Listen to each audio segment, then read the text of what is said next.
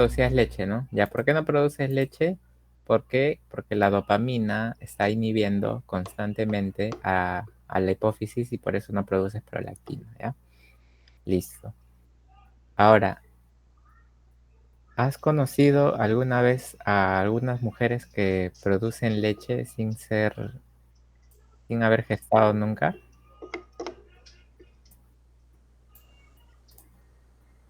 Sí, ¿no? ¿Por qué? Justamente por esto, ¿ya? Hay algunas personas que toman algunos fármacos, por ejemplo, fármacos antipsicóticos. Un ejemplo de fármacos antipsicóticos, la risperidona, ¿ya? La risperidona o los fármacos antipsicóticos son fármacos que bloquean la producción de dopamina, ¿no? Entonces, ¿qué pasa si se bloquea la producción de dopamina? ¿Cómo va a estar la prolactina? Aumentada. Aumentada. Muy bien, aumentada, ¿no? Claro, entonces estas mujeres que consumen este tipo de fármacos pueden empezar a producir leche y sucede, ¿no? No en todas, pero en algunas, ¿ya? Galactorrea, ¿no? Claro, muy bien. Galactorrea es un efecto adverso justamente de ese tipo de fármacos, ¿ya? La galactorrea es eso de empezar a producir leche cuando no deberías, ¿no? Ahora, no solamente los fármacos, ¿ya? También si tienes alguna enfermedad a nivel de quién, a nivel hipotalámico, ¿no? Por ejemplo, ¿qué pasa si crece un tumor a este nivel, ¿no? Si crece un tumor a este nivel y dejas de producir dopamina, o si se bloquea el paso, porque acá hay venas, ¿no? Venas y vasos sanguíneos que conectan. ¿Qué pasa si por un tumor o por algo se bloquea esto? Ya la dopamina no va a ejercer su efecto inhibitorio y vas a producir prolactina. Otro ejemplo, también hay un famoso síndrome que es el síndrome de Sheehan. ¿Conoces el síndrome de Sheehan? A ver, dime, Nicole. Sí, hola, buenas noches.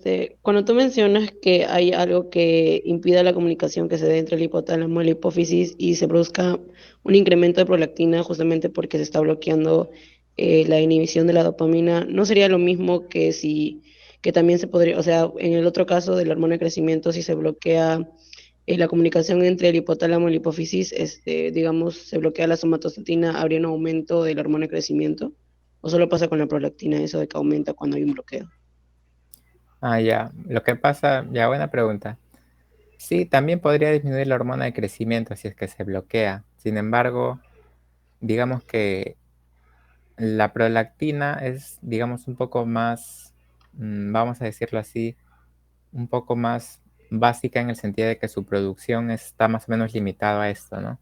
Sin embargo, en la hormona de crecimiento actúan otros factores, no solamente la somatostatina o no solamente la hormona liberadora de la hormona de crecimiento, ¿no? Así que si hubiese un tumor, en este caso, también podría estar disminuida la producción de, por ejemplo, de hormona de crecimiento. Sin embargo, no es algo tan frecuente como sí es frecuente, como por ejemplo hay un tumor, ya sea que obstruye o a veces un tumor hiperproductor que se llama prolactinoma, ¿no? Que es un tumor que libera mucha prolactina, ¿no? Y que también da galactorrea. Pero sí, también podría elevar la hormona de crecimiento, ¿por qué no? Pero como te digo, es más común en la prolactina, ¿ok?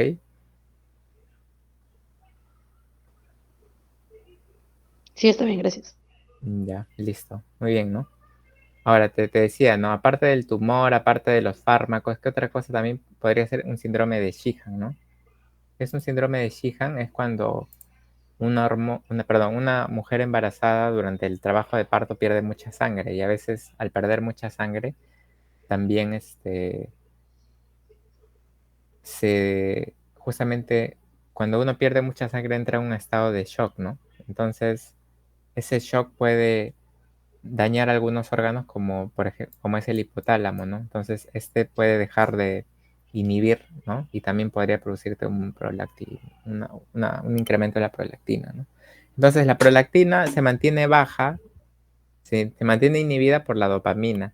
Si hubiera algo que interfiriera entre el hipotálamo y hipófisis, o si hubiera algo que interfiriera entre entre justamente esa comunicación, ya sea por cuestiones estructurales o por cuestiones farmacológicas, etcétera, etcétera, justamente voy a tener la producción de leche que es la galactorrea, ¿no? En mujeres que no han estado gestando, ¿no? Listo. ¿Y qué más tienes que saber de la prolactina?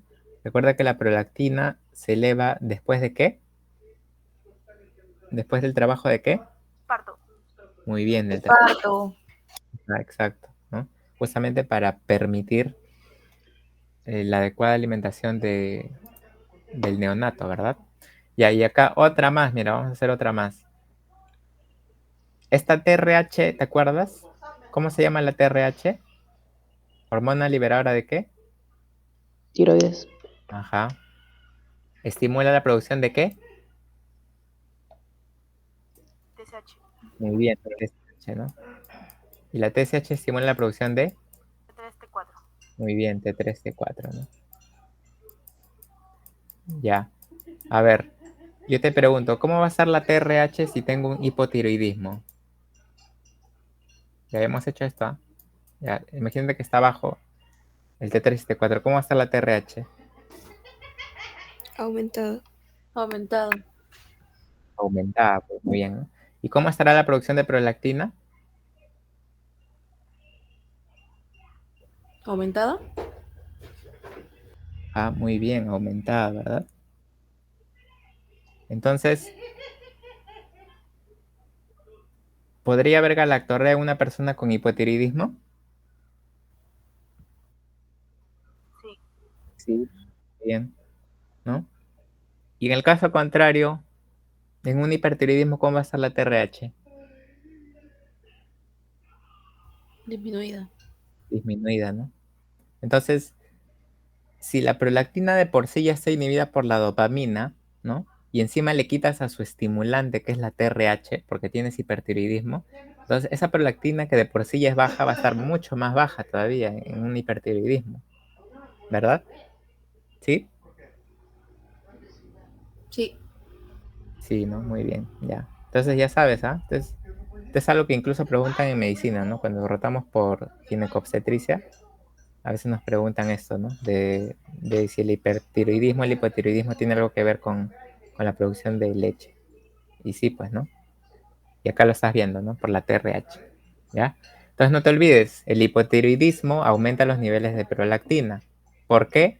Si quieres, haz tu flechita, ¿no? ¿Dónde está? Ya, a ver. El hipotiroidismo disminuye las hormonas tiroideas. Esto genera aumento de la TRH, ¿no?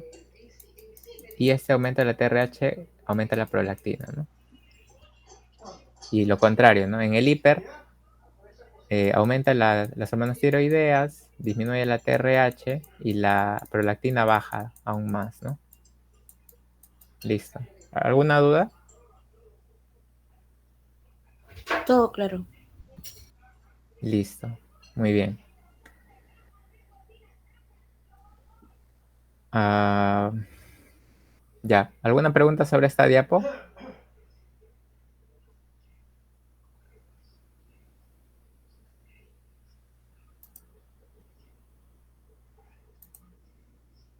Ya, entonces ya sabes, ¿ah? ¿La GHRH explicaste? Sí, ya hablé de la hormona de crecimiento, ¿te refieres? Sí, ya hablé de lo que es la hormona de crecimiento, ¿no? Que justamente está regulada. A ver, ¿hay alguna? A ver, Sí. dime, Pamela.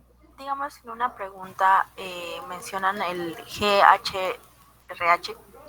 Ya. También tiene efecto diabetogénico, ¿verdad? Junto con la GH. Los dos. Mm, o sea, a ver, la GHRH es la hormona liberadora de GH, pues, ¿Qué ¿no? cosa?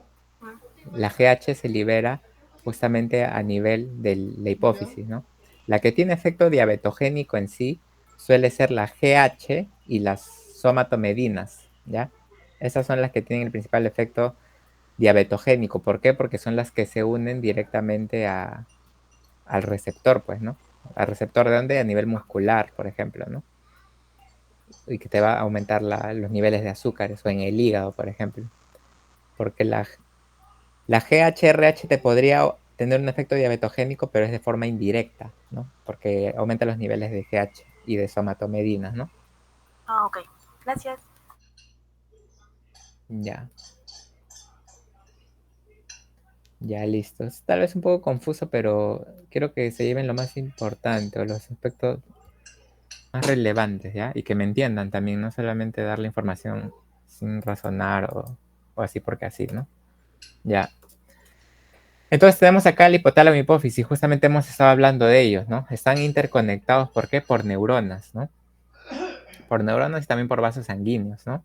Como te digo, ¿qué pasa si hubiera un tumor o algo acá que obstruye esto? Va a dejar de pasar justamente las hormonas hipotalámicas hacia lo que es la región hipofisiaria, ¿no? Y bueno, acá ya tenemos cosas que tú ya sabes, ¿no? No voy a andar mucho acá.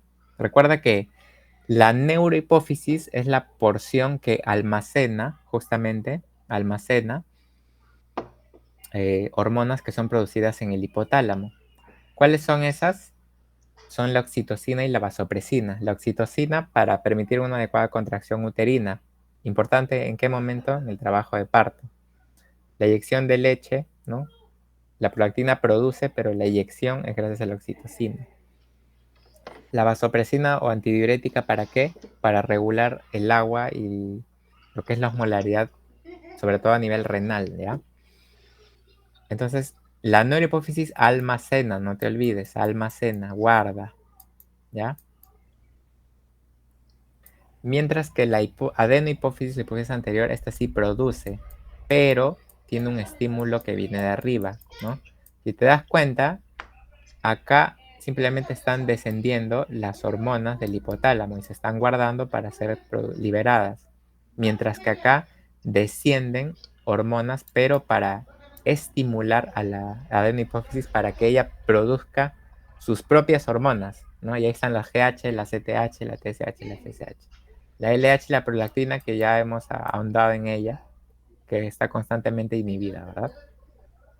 A las hormonas justamente que se producen en la hipófisis les denomina hormonas tróficas, ¿ya? Listo, y acá tenemos Una consulta. eh, ¿Puedes proceder, por favor? ya, a ver, ya, dime. En el caso de la neurohipófisis, va a ser una reserva, pero ¿en qué momento estas hormonas de reserva van a salir? O sea, ¿van a ser estimuladas? Ah, ya, claro, la liberación va a depender justamente de algún estímulo, ¿no? Por ejemplo, para que se libere oxitocina, ¿cuál es el estímulo para la producción de oxitocina? A ver, Parto. ya el parto puede ser, otro, pero que no sea parto, pues. ¿La lactancia? Muy bien, la lactancia, ¿no? Justamente la succión que hace. La succión, justamente, a ver un ratito ya. Está que se acaba mi batería un ratito, ¿ya? Voy a, voy a ver eso.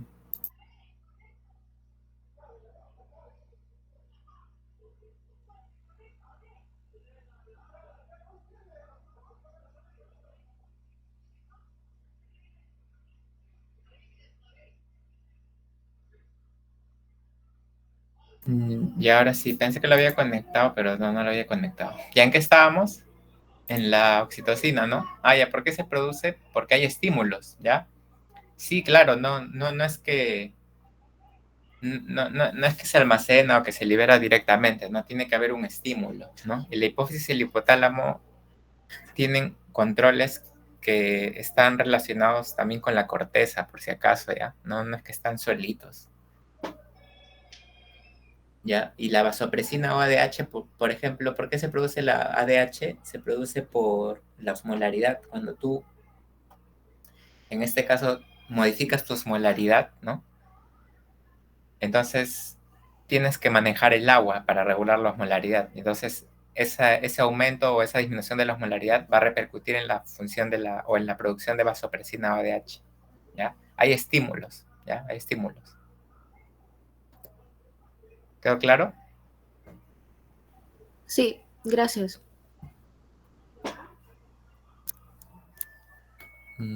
Ya.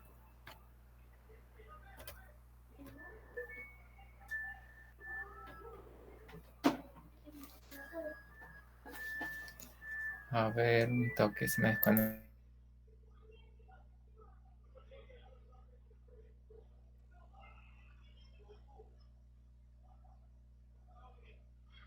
Y ahora sí, se me desconectó, creo, el micrófono. Ya, continuamos, ¿ya?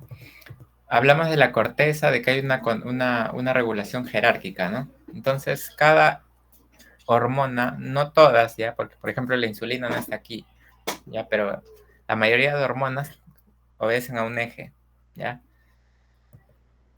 En este caso, el eje de la hormona corticotropina y todos estos ejes están dados porque a nivel hipotalámico existen hormonas liberadoras, ¿ya? Acuérdate que la mayoría de las que tienen H's, ¿sí? Al final o entre ellas, son las hormonas liberadoras, ¿no?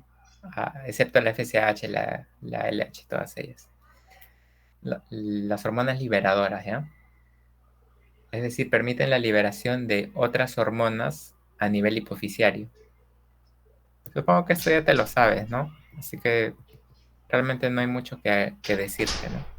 Por ejemplo, acá está la prolactina, ¿no? Acá está la prolactina que se produce en la hipófisis. ¿Pero qué hace el hipotálamo? ¿Produce qué cosa? Produce a la inhibidora. ¿Quién es la inhibidora? La dopamina, ¿no? Y eso hace que la glándula mamaria no produzca leche, ¿no? Acá tenemos a la GH, ¿no? La GH estimula, en este caso, a la hormona de crecimiento. La GH llega al tejido muscular óseo adiposo y produce las famosas somatomedinas, ¿no? Listo. ¿Quién era la inhibidora? La somatostatina, no te olvides, ¿ah? Somatostatina era la que inhibía y la somatomedina era la que derivaba de la GH, ¿ya? Listo. Ya, eso te lo sabes, ¿no? ¿Alguna duda de esto? Estos ejes deben estar bien claros en tu cabeza, ¿no? Incluso en la academia nos enseñan esto, si te acuerdas. Ya, entonces continuamos si no hay dudas. Y ahora sí vamos a empezar a hablar de hormonas en específico, ¿ya? Vamos a hablar de la hormona tiroidea, ¿ya? A ver, acá te voy a graficar más o menos cómo se produce la hormona tiroidea, ¿ya? Mira, la hormona tiroidea depende de en este caso, de un ion, ¿no? ¿Cuál es ese ion?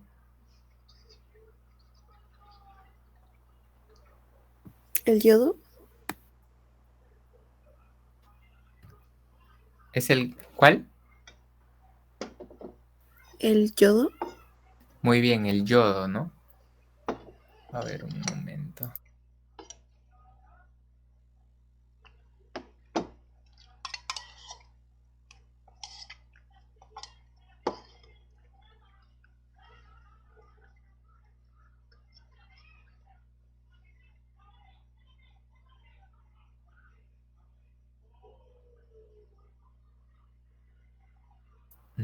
Ya, a ver, muy bien, me dijeron el yodo, ¿no? Claro, es el yodo, ¿no? Muy bien. Entonces, el yodo es el protagonista aquí, ¿no? Que lo consumimos gracias a los alimentos y a la sal que viene yodada, ¿verdad? Entonces, la síntesis de hormonas tiroides sigue todo este proceso, ¿ya? Este proceso que vamos a ver a continuación, ¿ya? Y dice así, ¿ya? Y dice así, atento. Aquí tenemos al ion sodio y al yodo, ¿no?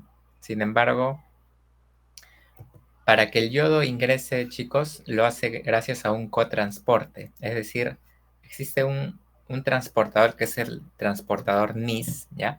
Este NIS lo que hace es transportar sodio y yodo y lo hace de forma conjunta, ¿no? Este transporte es pasivo o es activo. Es un transporte, a ver, ¿ustedes saben?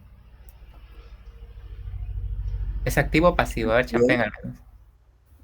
¿Cómo? ¿Activo? Ajá, Activo. muy bien, es activo. ¿Y por qué? Porque pasa sin problemas, no necesita un canal. ¿Por qué pasa qué? Porque tiene que oxidarse. Ya, bueno, no tanto así. Recuerda que cuando nosotros hablamos de transporte pasivo o transporte activo, Gasto hablamos aditivo. de energía, ¿verdad? Esa Sí, energía, esa energía puede provenir de, ya sea de, en este caso del ATP, pero también puede alguien darme la energía, ¿no? ¿Quién te da la energía en este caso? El sodio, ¿ya? Cuando el sodio pasa, hay una liberación de energía. ¿Y quién se aprovecha? El yodo, ¿no? El yodo aprovecha esa energía producida por el transporte del sodio y gracias a esa energía pasa el yodo también, ¿no? Por eso decimos que es un transporte activo, ¿ya? ¿Por qué? Porque usa energía. La mayoría de veces cuando dice transporte activo pensamos en ATP, pero no es la única forma, por si acaso, ¿ya? Listo, entonces ingresa gracias a transporte activo, ¿no? Y entonces el yodo se incrementa ¿en dónde? En la célula folicular. Ese es el primer paso, la captación de yodo.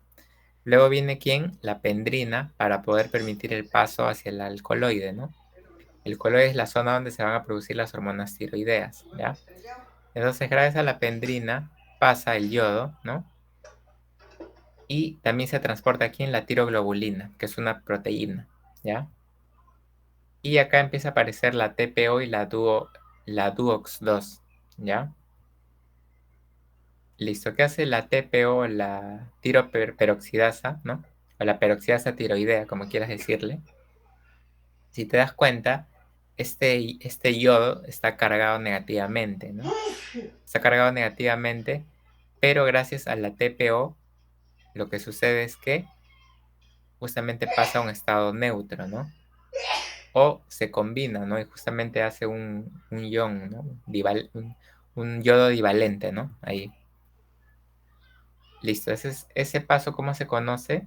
Bueno, el paso 2 era la secreción hacia el coloide y el paso 3, ¿cómo es la iodación, ¿no? Y luego viene, ¿qué cosa? Luego viene, la iodación es el hecho de que vamos a iodar justamente la tiroglobulina, ¿no? Y el paso 4 vendría a ser la organificación y acoplamiento, ¿ya? A ver, para que me entiendas esto, a la tiroglobulina se puede unir un yodo, ¿no? Y acá tienes la monoyodotironina. Pueden unirse dos yodos y se convierte en ¿qué cosa? En la diyodotironina. No hay más, ¿ya? No hay más, solamente se forman estos dos, la mono o la diyodotironina. Pero gracias al proceso, en este caso, de acoplamiento, que se produce gracias a esta misma de acá, a la TPO, ¿sí? Se produce lo que es el acoplamiento. Si hacemos 1 más 2, ¿cuánto nos da? 3. ¿Y qué se convierte? En triyodotironina. 2 más 2, ¿cuánto es? 4. Tetrayodotironina, ¿no? O también llamado, ¿cómo se llama la T4 también? Tetrayodotironina O.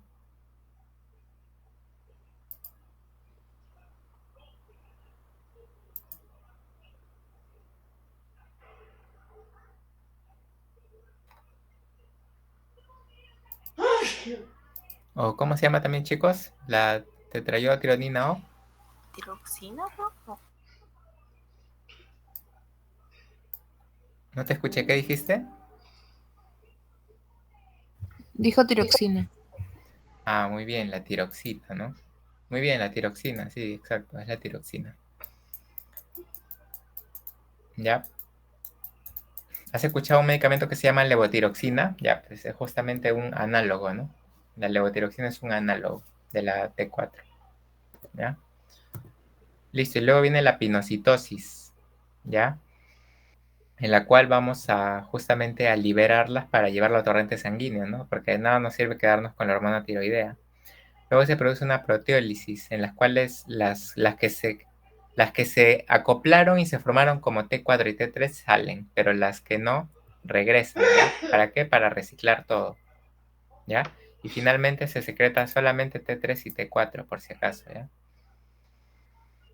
Entonces, la TSH, ¿no? Que es la hormona, en este caso, estimuladora, ¿no? O estimulante de la tiroides, ¿sí? Justamente participa en casi todos estos 7 procesos que hemos visto, ¿ya? Si te preguntan ¿por qué la TSH permite la liberación? Justamente por todo esto. Aquí, aquí, aquí y aquí principalmente actúa justamente la TSH. Ya, la T3I y la T4I. Para empezar, ¿qué significa T3I y T4I? Ahora que me lo preguntas. ¿Alguien sabe? T4 libre. Mm, la libre tiene una L. Esta tiene una I.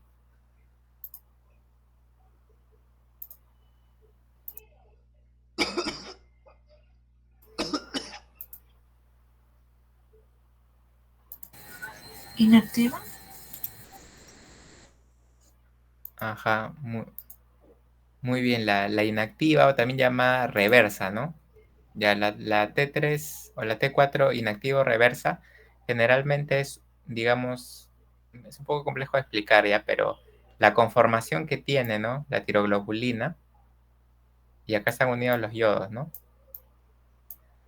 A veces cambian su conformación, ¿no? Por ejemplo, esta se pasa para acá, ¿no? Ya, cuando cambia su conformación, se convierten en estados inactivos, ¿no? Que son justamente esa T3I, T4I, ¿no? Que generalmente están en donde están circulando en la sangre, ¿no? Se van a activar gracias a qué? Gracias a receptores que se encuentran a nivel celular, ¿ya? Es una forma, como te digo, de almacenar en el torrente sanguíneo las hormonas tiroideas. Esa de la reversa, la inactiva, ¿ya? Y la T4 libre, T3 libre, ¿qué cosa es? Es la que está en la sangre, pues, ¿no? Es la que yo puedo dosar en una muestra de sangre, ¿ya? Listo, entonces para eso sirve la TSH, para todos estos procesos que estamos viendo aquí, ¿ya? Y acá ya tienes lo que te he explicado, ¿no? Ya sabes que la T3 y la T4 son las que van a hacer un mecanismo de retroalimentación negativa, ¿ya? Listo, entonces la TRH, justamente su receptor funciona gracias a la fosfolipasa C y hay estimulantes o inhibidores, ¿no? Para que se produzca la TRH, ¿quiénes estimulan? Por ejemplo, el frío, ¿no? ¿Quiénes más? Las catecolaminas que se unen a sus receptores alfa-adrenérgicos o la disminución, ¿no? Recuerda que esta T4 y T3 son inhibidores y los que inhiben su producción son los bloqueos alfa-adrenérgicos o los aumentos de T3 y T4. La TSH, sus receptores son un poco más diversos y entre sus estimulantes, ¿quiénes están? Principalmente la TRH y la disminución de la T4 y T3. Y los que inhiben su producción son estas de acá, ¿no?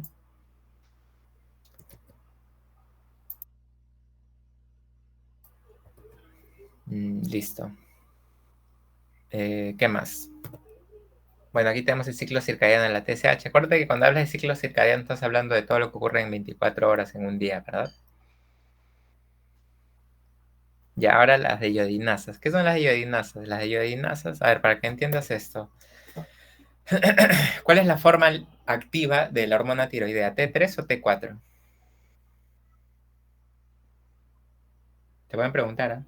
Pregunta La real. T3. Muy bien, la T3, ¿no? Exacto. ¿Quién es la más abundante, la T3 o la T4? La T4. Muy bien. Y entonces aquí hay algo como que un poco contradictorio, ¿no? Porque si la forma activa es la T3, ¿por qué la T4 es la más abundante en la sangre, ¿no? ¿Por qué? Porque justamente a nivel celular existen algunas enzimas que son las de iodinasas, ¿no? La T4 está en el torrente sanguíneo, es la más abundante, no te olvides.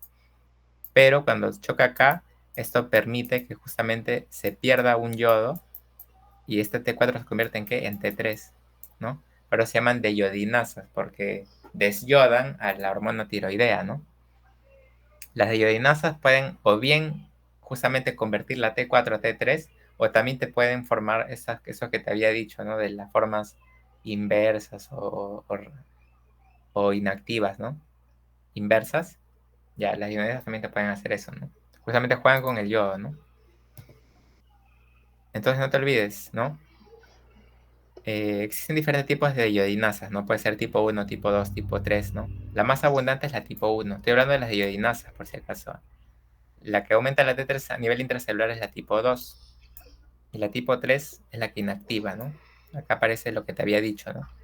La T4I, la T3I y todo eso, ¿ya? Ahora, el transporte de las hormonas tiroideas. Recuerda que las hormonas tiroideas tienen problemas para transportarse por torrente sanguíneo así de forma libre. La gran mayoría se transporta con proteínas, ¿no? Justamente quienes interactúan ahí, justamente la globulina transportadora de tiroxina, ¿no? Ya que es la principal transportadora, ¿ya? No te olvides. Ya, y no te olvides, la T4 es la más abundante, la T3 es la más activa, la que tiene mayor afinidad en los tejidos, y la T3 reversa o inversa es la forma inactiva, ¿no? Y recuerda que la función principal de las hormonas tiroides es aumentar el metabolismo basal, pues, ¿no? Una persona con hipertiroidismo está constantemente inactiva, ansiosa, medio como que temblando, como que quiere, llena de energía, por así decirlo, ¿no? Mientras que la persona hipotiroidea es una persona gordita, que anda con sueño, con frío, ¿no? Intolerancia al frío, ¿quién tiene? Justamente los que tienen hipotiroidismo, no son recontra friolentos. Ya, pero si eres friolento no tienes hipotiroidismo necesariamente, ¿ya? Pero es una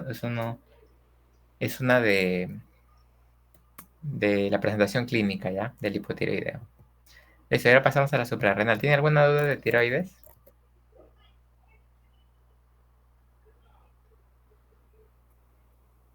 Ya, supongo que no. Continuamos. Entonces, cuando hablamos de fisiología suprarrenal, hablamos de la CRH, que es la hormona liberadora de corticotropinas, la CTH y el cortisol, ¿no? Listo. ¿Dónde se produce la CRH? Se produce a nivel del núcleo paraventricular del hipotálamo, ¿ya? Y su principal estímulo, ¿qué cosa es? El estrés, ¿no? Acuérdate que el cortisol decimos que es la hormona del estrés, ¿no? Ahora, el estrés no solamente es, ay, tengo examen, ay, no duermo, ¿no? Sino también hay un estrés físico. Cuando tú haces actividad física entras en un estrés.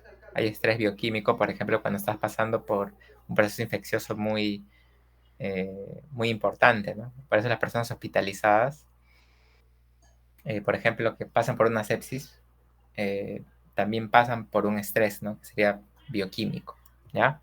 La CTH, que recuerda que justamente a nivel de la zona fascicular, especialmente en esta zona, ejerce su acción, ¿ya?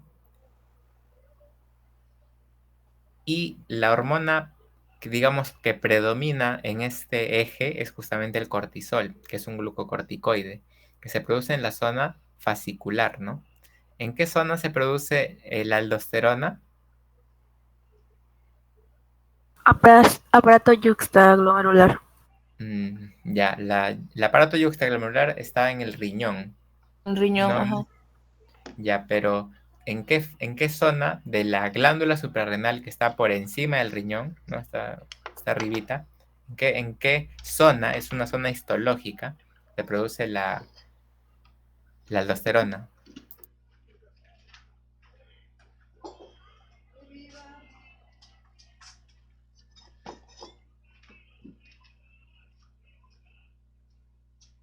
Es en la zona glomerular, chicos, no se olviden, ¿no? Pueden preguntar, ¿ah? Pregunta regalada también sería, ¿no? ¿Zona donde se produce el cortisol? Ah, ya, la zona fascicular, ¿no? ¿Zona donde se produce la aldosterona? Es una glomerular, ¿no? No te olvides. Ya.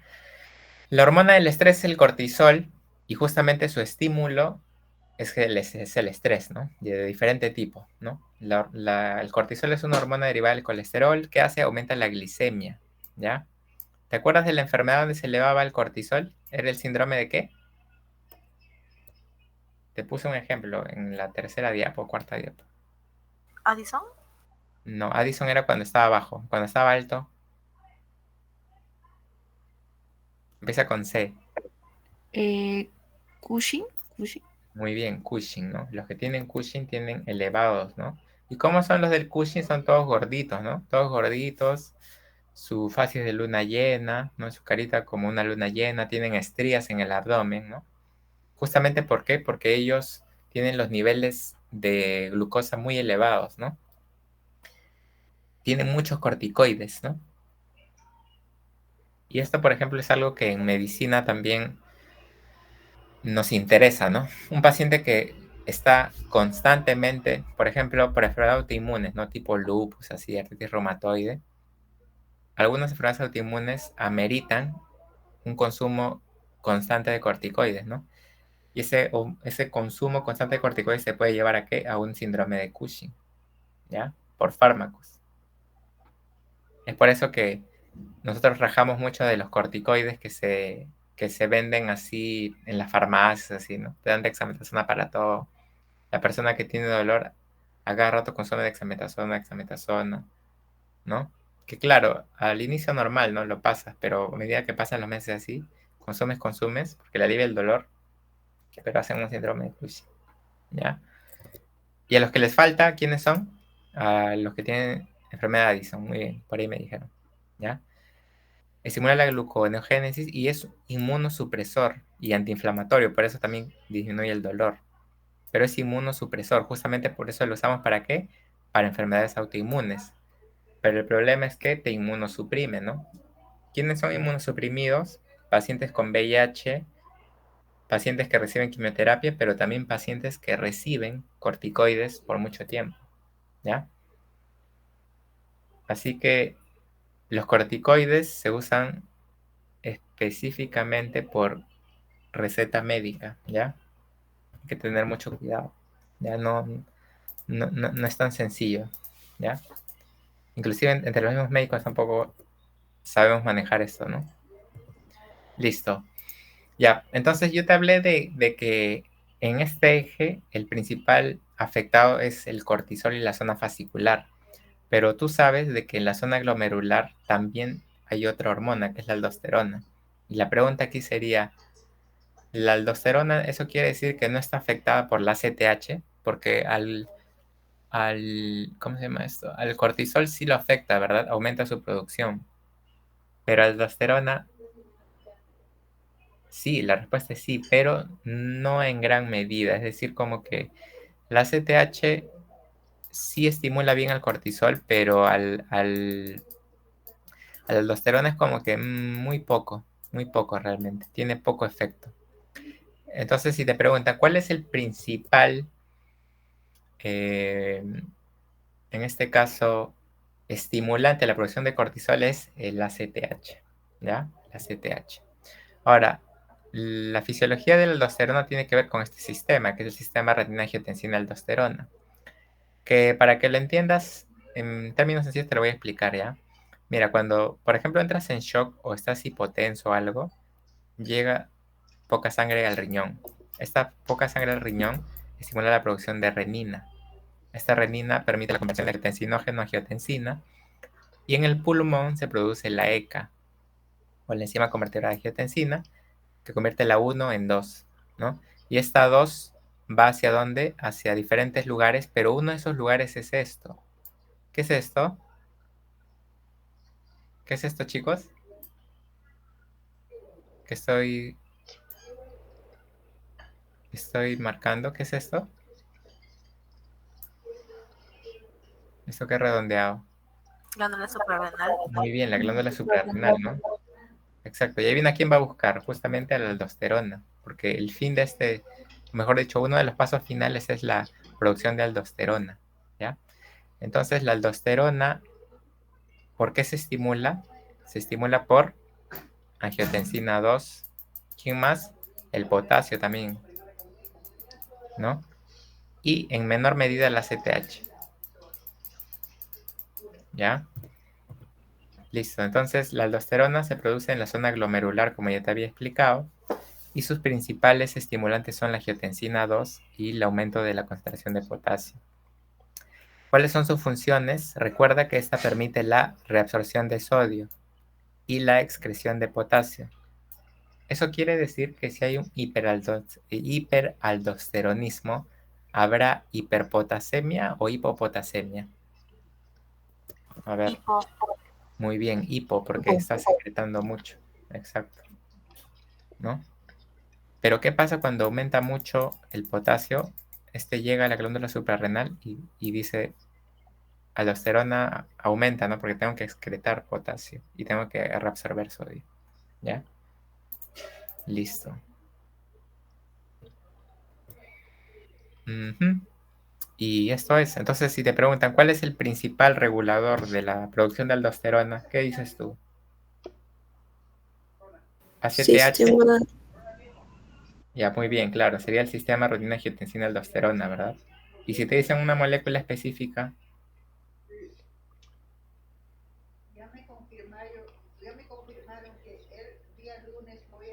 ¿quién sería esa molécula?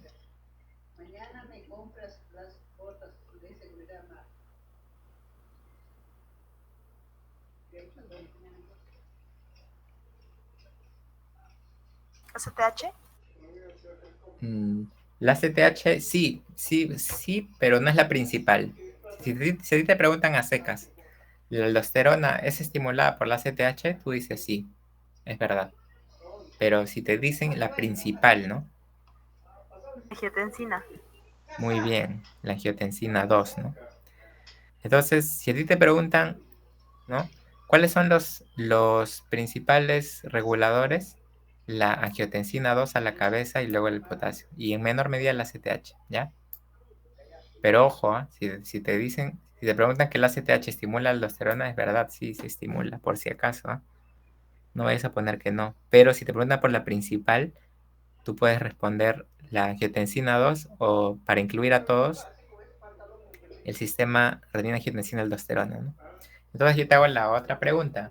¿Quién regulará a este eje? ¿El cortisol o la aldosterona?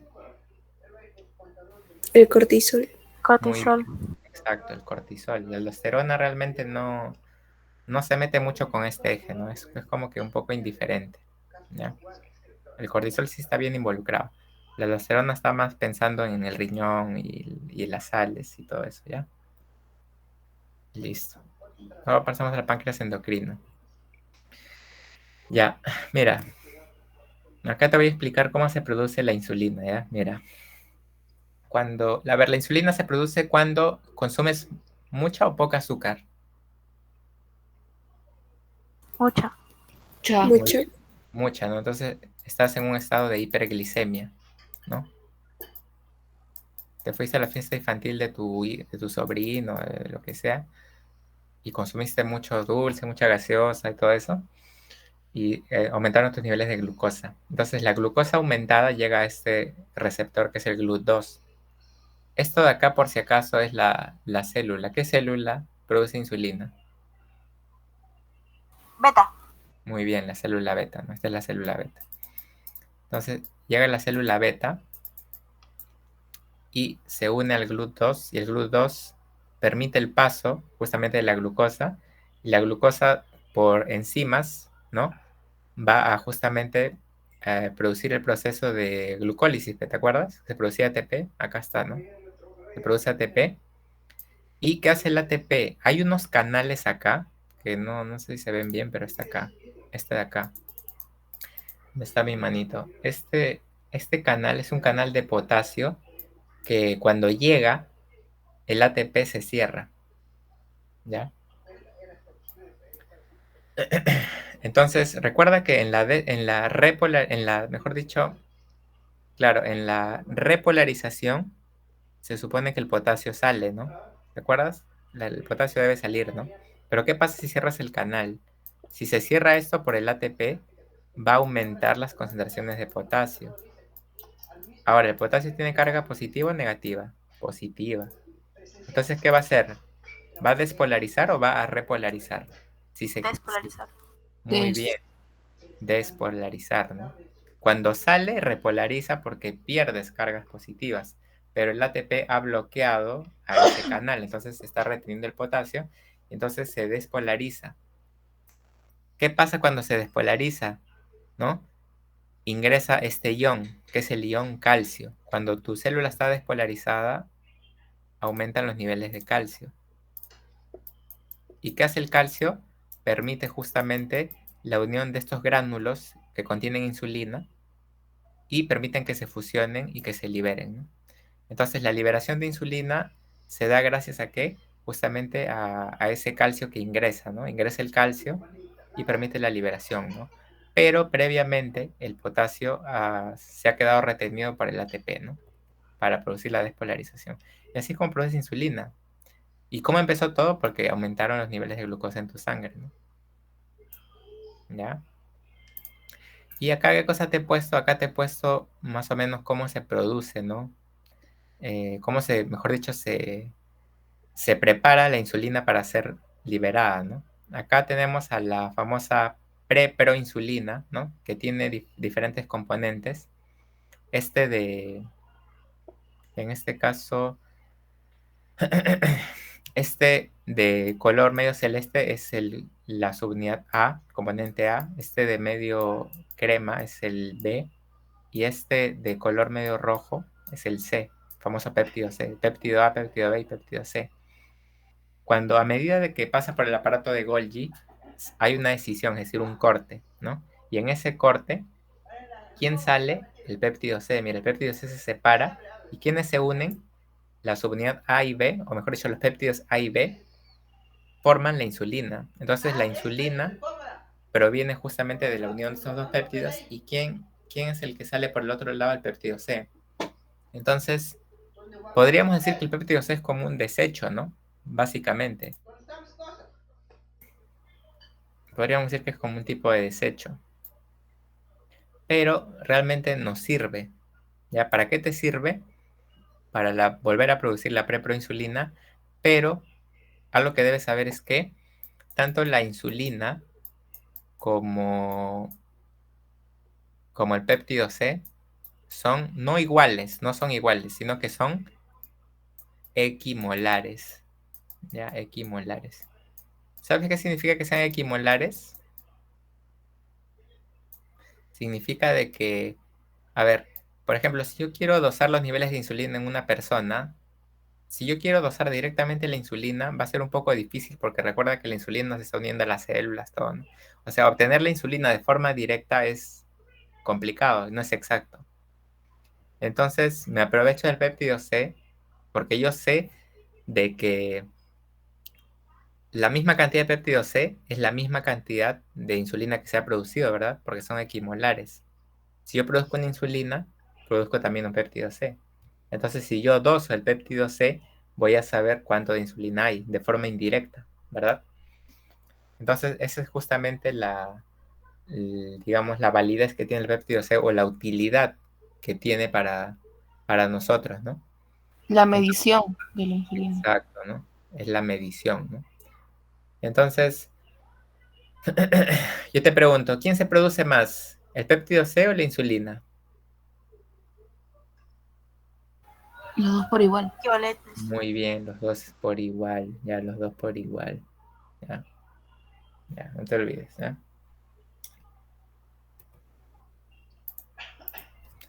Listo. Entonces, la insulina es la hormona hipoglicemiante, es anabólica porque construye, ya, construye. Si tú quieres construir músculo o inclusive grasa, ¿no? Por ejemplo, cuando tú consumes mucha azúcar, estás constantemente teniendo, ¿qué cosa? Los famosos picos de insulina.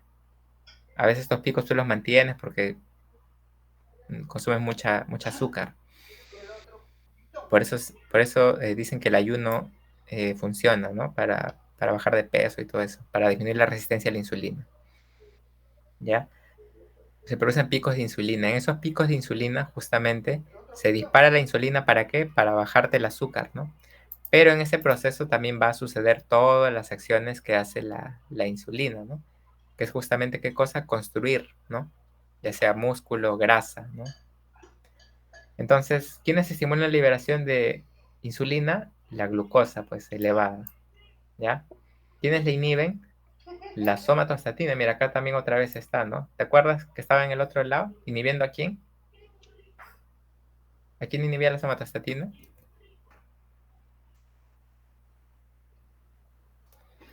A la GH, ¿no? Muy bien.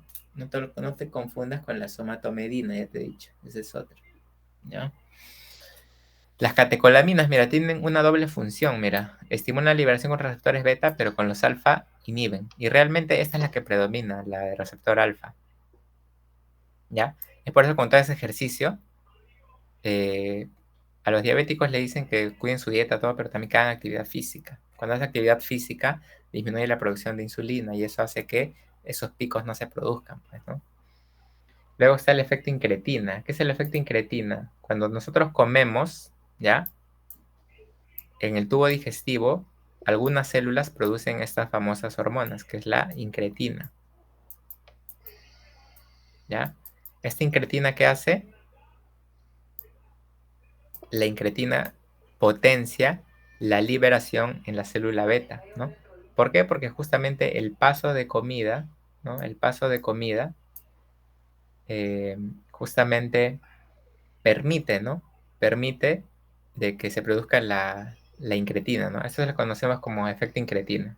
¿Qué es el efecto incretina? De que al consumir alimentos se potencia la producción de insulina. ¿Eso es bueno o es malo?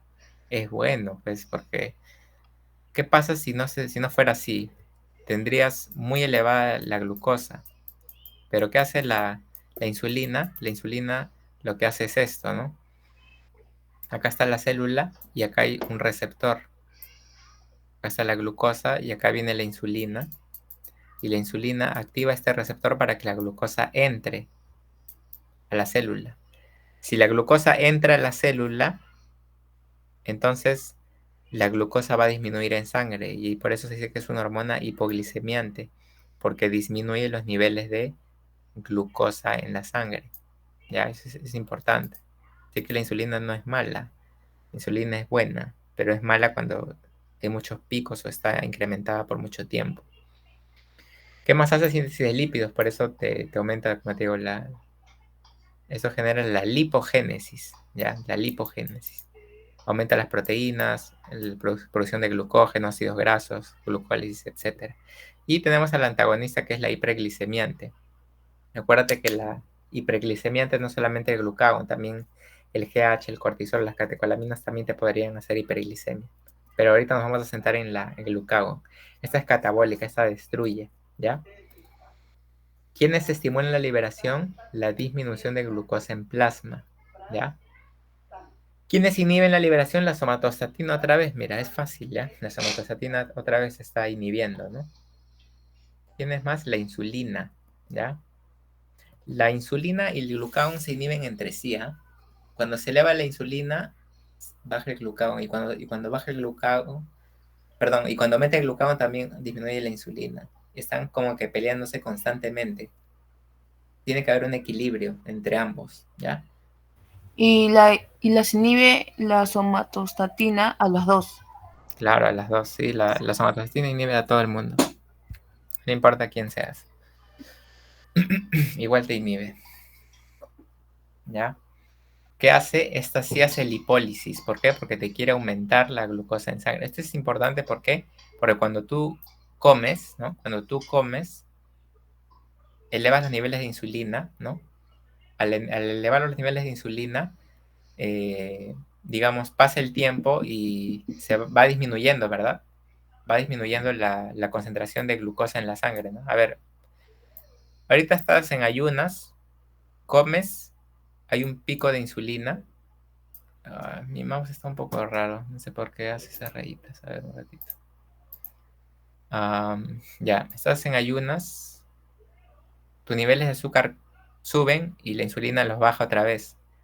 Pero después de eso, tu glucosa empieza a bajar y a bajar. ¿Y quién entra ahí en acción? El glucagón. Muy bien, para que no caiga mucho, ¿no? Para mantenerlo más o menos. ¿Ya? Y ¿sabes qué? Te cuento algo, mira, en medicina hay pacientes que llegan con hipoglicemia, ¿ya? Llegan con hipoglicemia y ¿cuál es el antídoto, por así decirlo? ¿Qué le darías tú a un paciente con hipoglicemia? Glucagón. Ya glucagón, no, pero no, o sea, ya te fuiste ya hasta el otro extremo, ¿no? ¿Qué cosa? Glucosa me dijeron por ahí. O dextrosa, ¿no? Eso, ¿no? Eso le das, ¿no? Claro, pues, ¿no? Si está con hipoglicemia, le das glucosa, pues, ¿no? Está que se desmaya, todo. ¿A quién les da eso? A los diabéticos que toman su insulina y no comen. Siempre les dicen, cuando tomes tu insulina tienes que comer, pero a veces no comen, porque son viejitos, se olvidan, ¿no? No, no comen y entran en hipoglicemia porque han tomado la insulina. Y ya, pues, no está con sudoración, está medio desmayado, llega la emergencia. Le das un poco de dextrosa, azúcar, glucosa, y así como si fuera un evento milagroso, se despierta y está todo bien, ¿no? Y vuelve a la normalidad. Pero hay pacientes que no responden, ¿no? Tú le das glucosa y no responden, pues, ¿no? Entonces, o cuando está en una crisis también, ¿no? Con una crisis, ponte tipo cetoacidosis así, a veces no responden. Aunque claro, en las situaciones y todo eso hay aumento, ¿no? De la glicemia. Pero yo te digo, cuando hay una hipoglicemia que no responde, ¿no? Cuando hay una hipoglicemia que no responde, le das justamente glucagón, ¿no? Pero claro, esto de acá se maneja en la UCI y todo eso, ¿no? Si tu paciente está con hipoglicemia, dale azúcar nomás. Dale dextrosa, lo que tengas, y se va a recuperar, vas a ver. Pero ya si no responde y todo eso, ya probablemente lo llevas a UCI o a algún lado y responden con el glucagón, ¿no? Para que veas y para que no te olvides. Ya. Y ahora sí, para terminar hablamos de esto de ciclo ovárico, ¿ya? Bueno, esto de acá se supone que tú lo estudias bastante, pues tú eres de obstetricia, lo has visto ya en embriología, histología, ¿no? Entonces vamos a recordar, ¿ya? Recuerda que las mujeres empiezan a producir folículos. Dime, Valeria. No hemos llevado embriología. Primero vamos a llevar fisio y luego los demás cursos. O sea, esa es nuestro primer curso relacionado a esto. Ah, ya, qué curioso, ¿ah? Qué raros son para hacer sus mallas curriculares la facultad. Sí. Pero Por ya. 2. Ya, bueno, ya, entonces vamos a hacerlo básico, entonces, ¿ya? Ya, ya, bueno, gracias por decirme, porque iba a suponer que ya sabías, pero ya, a ver, las mujeres, ¿sí? Cuando inician lo que es la foliculogénesis, que es la producción de los folículos ováricos, a diferencia del hombre, que el hombre empieza a producir espermatozoides cuando llega a la adolescencia, más o menos, la mujer empieza desde que está en la fase fetal, ¿no? Ahí empieza a producirse los primeros folículos, ¿no? Empiezan a producirse y justamente todo empieza a través del folículo primordial, ¿no? Este folículo primordial va a justamente convertirse en un folículo primario, ¿no? Y va a llegar hasta la profase 1 y aquí se detiene, ¿no? Hasta aquí se detiene. Y tú realmente cuando naces, las mujeres cuando nacen con folículos que se han detenido en la profase 1, ¿no? Sin embargo, cuando ya llegan a la adolescencia, ¿no? Y tienen su menarquia y empiezan a reactivar toda esta cadena, a partir de ese momento van a empezar a madurar aún más estos folículos, ¿no? Entonces, de lo que te habías quedado en profase 1 cuando naciste, cuando llegas a la adolescencia y empiezas a madurar este folículo primario y lo conviertes en un folículo secundario. Si te das cuenta, tiene diferentes células, ¿no? Acá están las famosas células de la granulosa, que son más internas. Y las más externas, ¿quiénes son? Las células de la teca, ¿ya? Listo, y acá está la membrana pelúcida de rosadito y el ovocito, el núcleo, ¿ya? Está acá contenido, ¿no? Ahora, cuando ya llega el día de la ovulación, cuando ya es momento de expulsar a este folículo, el folículo que es capaz, ¿no? Justamente de permitir la gestación y la formación del cigoto es el folículo antral. ¿Por qué antral? Porque tiene un antro, pues mira, acá está su antro, ¿no? Si te das cuenta, aquí han proliferado las células de la granulosa, han proliferado las células de la teca, y hay incluso de la teca interna y externa. Y acá está el ovocito ya maduro, ¿sí? Este folículo antral libera a su ovocito y cuando tú ovulas es justamente lo que permite justamente la ovulación. Recuerda que es la liberación de su ovocito hacia lo que es la región tubárica, ¿no? Las trompas de falopio, para que ocurra lo que es el proceso de la unión del espermatozoide con el óvulo, que es la fecundación, ¿verdad? Listo. Ah, ya, por cierto, el ovocito se detiene hasta metafase 2 cuando sale, ¿ya? ¿Por qué? Porque si no completaría todo su ciclo, pues, ¿no? Pero ¿cuándo va a completar su ciclo? Cuando se une el espermatozoide.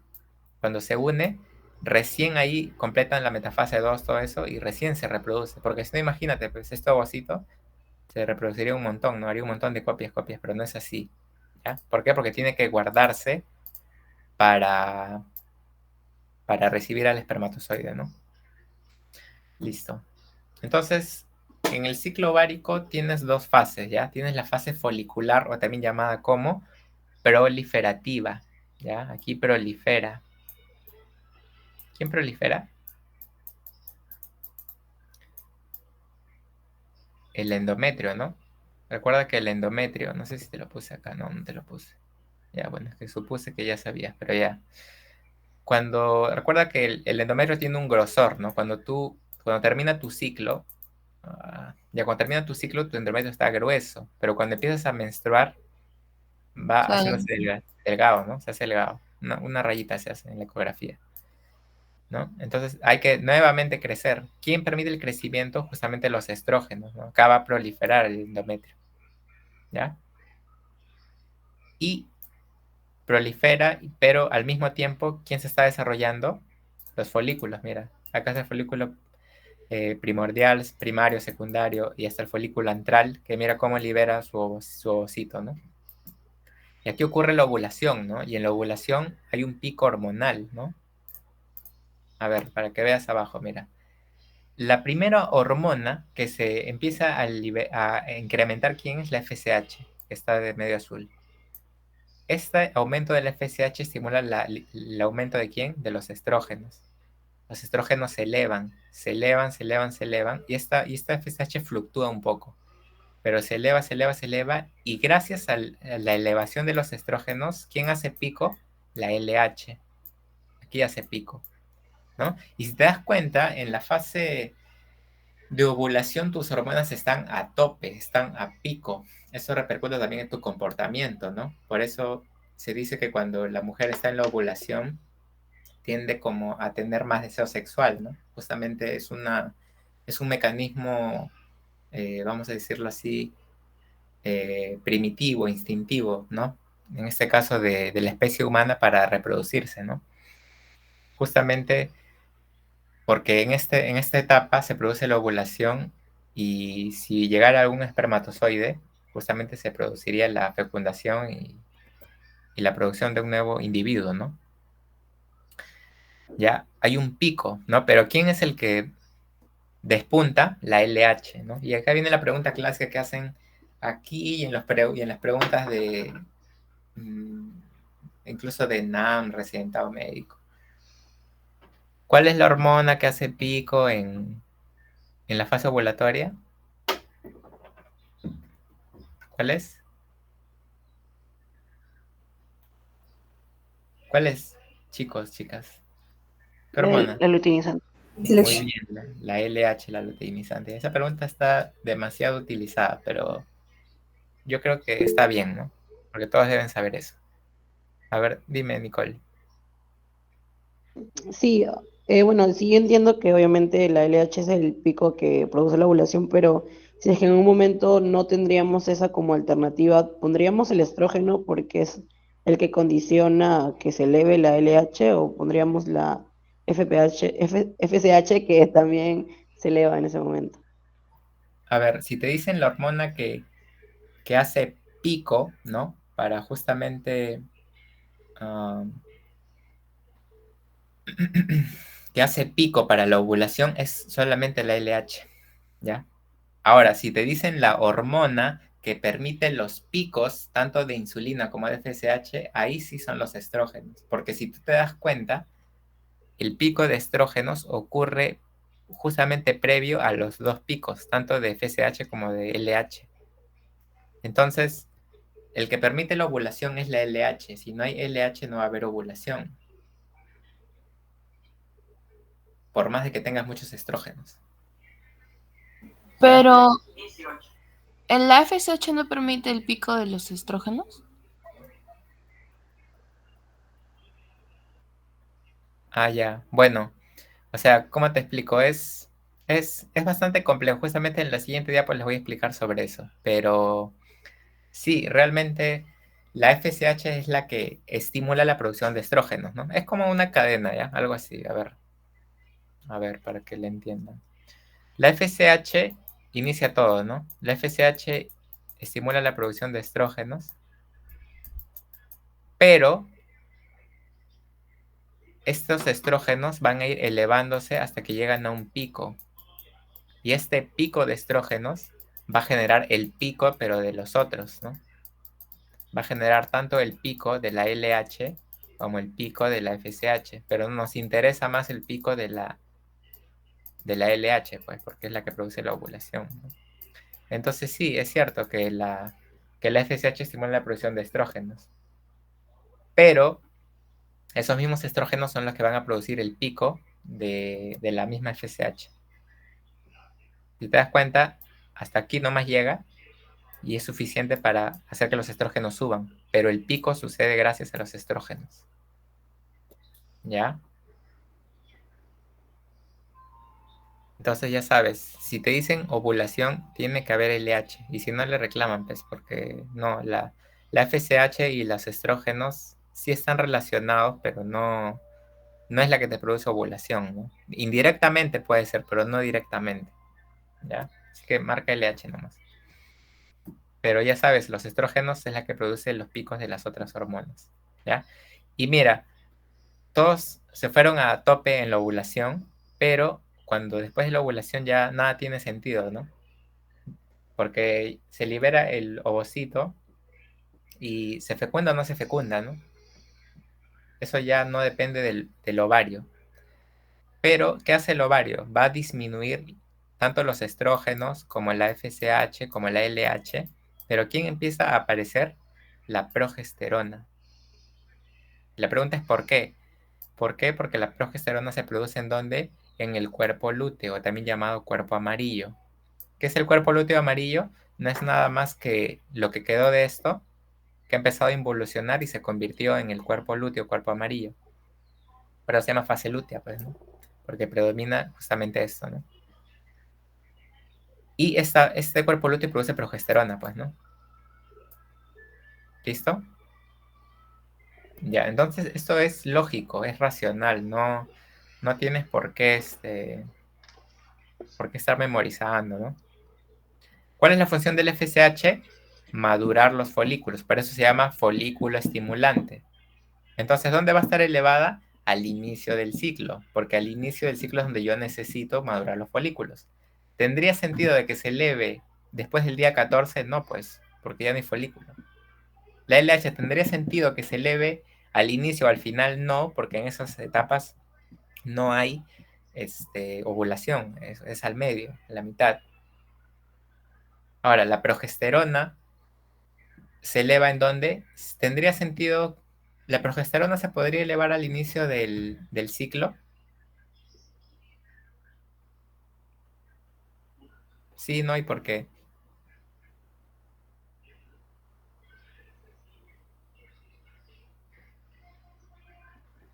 ¿Podría haber progesterona al inicio del ciclo en los primeros 14 días? No, No. porque no hay cuerpo lúteo. Muy bien, exacto. Ya, no se olviden. ¿Ya? Ahora, los estrógenos hacen un pequeño desfase acá, como que suben, ¿no? Pero realmente, al final de todo, cuando llega la menstruación, todo cae.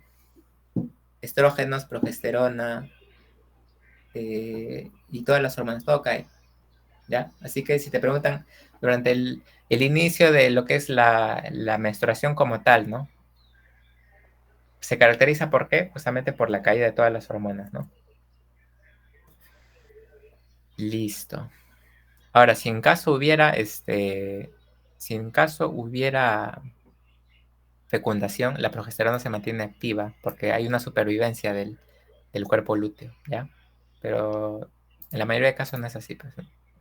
Todas rezan y todos rezan también porque venga, ¿no? El ciclo menstrual y, y todo eso, ¿no? Ya. ¿Y qué pasa en el endometrio, no? Ya, ¿y el endometrio qué pasó? Ya, recuerda, acá está delgadito, ¿no? Está delgadito, pero a medida que aumentan los estrógenos se engruesa, se engruesa, se engruesa, hasta que hasta esta zona hay un endometrio engrosado, mira. ¿Y qué pasa en la fase lútea? En la fase lútea madura, ya empieza a salirle mitocondrias, todo, se empieza a ser maduro, ¿no? Por eso esta se le llama como, esta es la fase proliferativa. ¿Esta cómo se le llama? La fase secretora, ¿ya? Empieza a madurar. Entonces yo te hago la pregunta, ya es racional. Para que el endometrio crezca, ¿qué hormona tiene que incrementarse?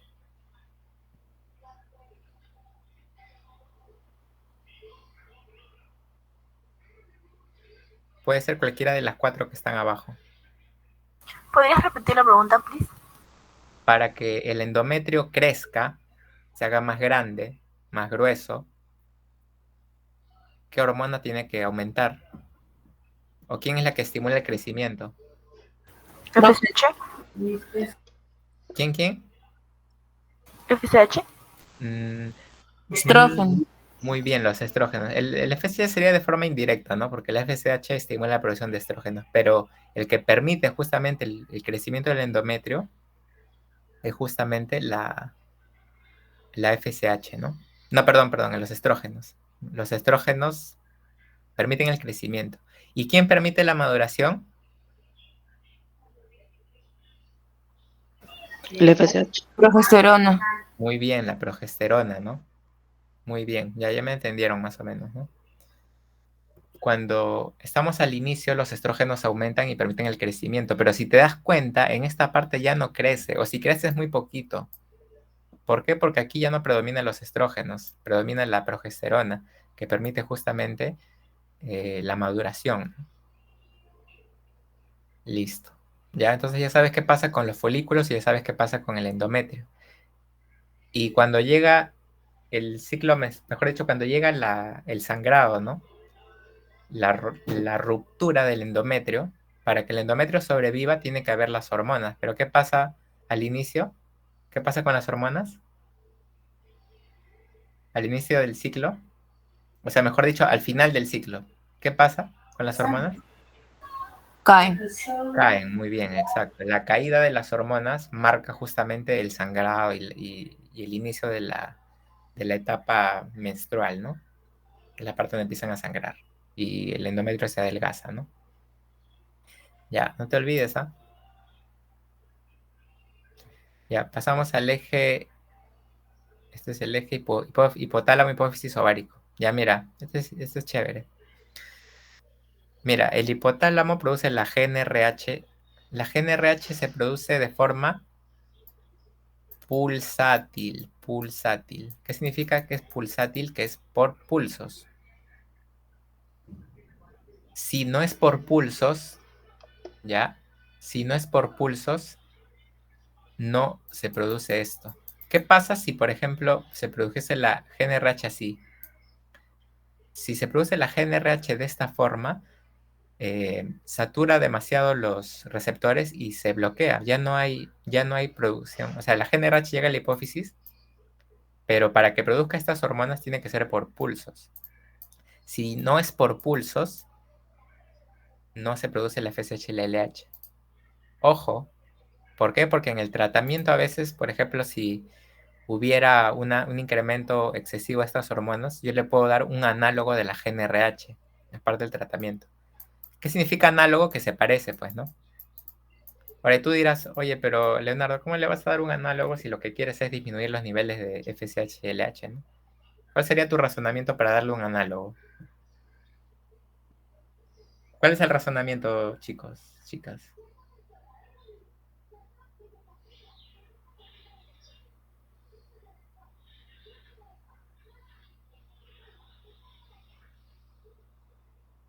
Si tú le das un análogo, lo que vas a hacer es esto.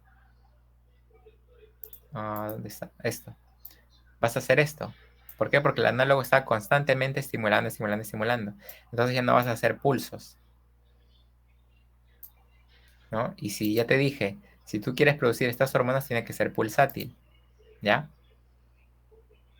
Solo si es pulsátil se producen las hormonas. ¿Se entendió? Ya, acuérdate que es pulsátil nomás, ya. Solamente eso. Y si no es pulsátil, no se produce. Ya, para que no te hagas problemas. ¿Ya? Así de simple. ¿Ya?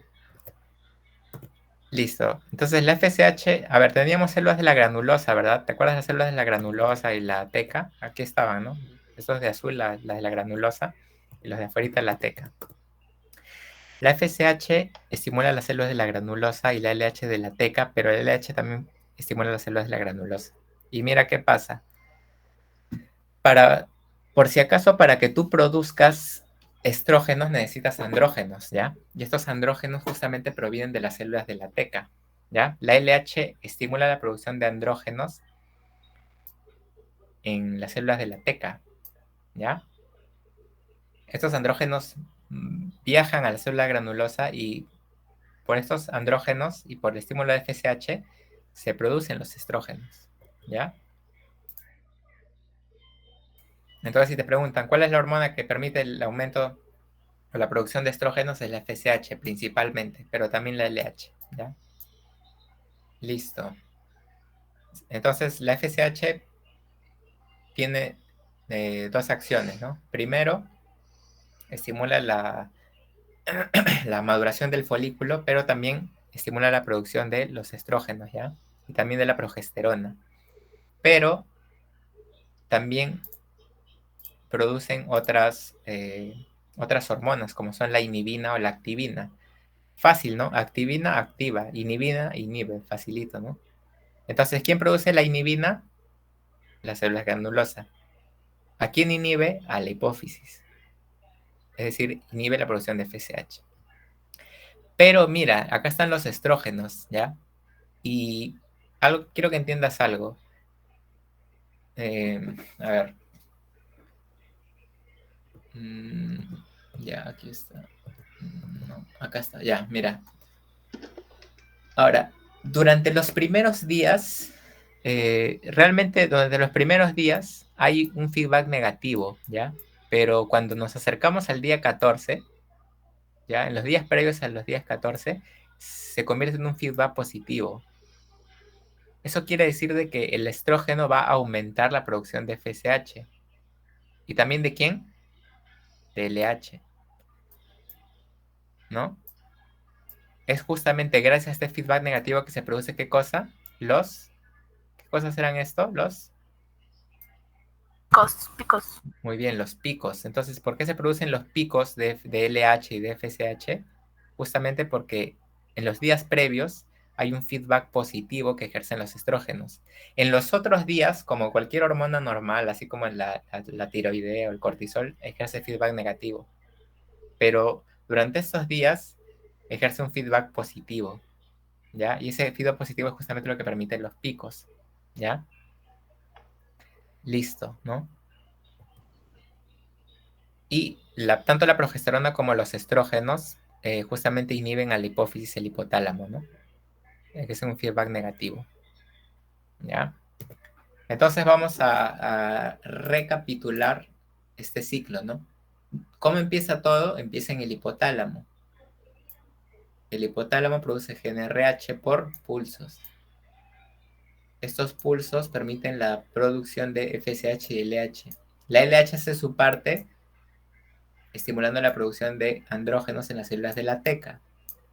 La FSH estimula la producción de estrógenos. Estos estrógenos, cuando llegan más o menos al día 14 o días previos, hacen un feedback positivo. Ese feedback positivo produce los picos. El pico de LH permite la ovulación. Y después de eso, ¿sí? Justamente empieza lo que es la producción de la progesterona, ¿verdad? Que se produce ¿en qué fase? En la fase... ¿En qué fase? Lútea. Lútea. En la fase lútea, ¿verdad? Listo, ¿no? En la fase lútea. ¿no? Y listo. Ya, ahora sí entendimos mejor el ciclo. ¿O hay alguna duda? Está fácil, ¿ah? En tu cabeza tiene que estar FSH estimula estrógenos estimula el pico de todos, y después de eso, tu folículo se convierte en un cuerpo lúteo que produce progesterona, y al final todos caen. Así de simple. ¿Ya? La inhibina ayuda a que la hormona caiga. Claro, porque justamente si es inhibina, inhibe, ¿verdad? Entonces, ¿cuál es la función de la inhibina? Inhibir. Que caiga específicamente el FSH o todo en general. No, bueno, en general se dice que es la FSH, ¿no? Pero también inhibe a la LH porque justamente afecta a nivel hipofisiario. O sea, su inhibición es a nivel hipofisiario. Pero si te preguntan por un específico, es principalmente la FSH la que se ve afectada. La LH no. Es la FSH, la principal inhibida. ¿Ya? Ya, gracias. Sí, una pequeña duda más. Entonces, si me pusieran que la iluminada tendría más actividad en la fase lútea, por así decirlo, y en la menstruación. ¿La qué? Inhibina. Ya, la inhibina realmente está todo el ciclo, ¿ah? Solamente que en determinado momento, por ejemplo, cuando los estrógenos hacen su pico, por más que haya inhibina, ganan los estrógenos. ¿Ya? O sea, la inhibina está constantemente ahí. La célula granulosa cuando libera estrógenos también libera inhibina, pero digamos, predomina en este caso el estrógeno, ¿no? Si te preguntan por la función de la inhibina, es simplemente inhibir a las hormonas hipofisiarias sexuales, por si acaso, ¿ya? Y si te preguntan a quién mayoritariamente, a la FSH, ¿ya? Ya. Y por cierto, ¿cuáles son las funciones de estas? Acá te pueden preguntar así más sencillo, ¿no? Las células granulosas que permiten, en este caso, o mejor dicho, la función de la LH, ¿no? A ver, ¿dónde hay un tejido? ¿Dónde hay un tejido por acá? A ver, espérate. No sé si te lo puse, no te lo puse. No, no puse. Ya. Pero. Ya. No, ya, eso lo vamos a ver en el otro. Ya. Ya. Ahorita quiero que te acuerdes de esto, ¿no? La FSH que permite justamente la maduración de los folículos, la producción de estrógenos. ¿Qué hace la LH? Produce andrógenos en la teca y también colabora con la producción de estrógenos y progesterona, y su acción más importante en la ovulación, ¿verdad? Ya, listo. Sí. ¿Alguna duda de eje ovárico?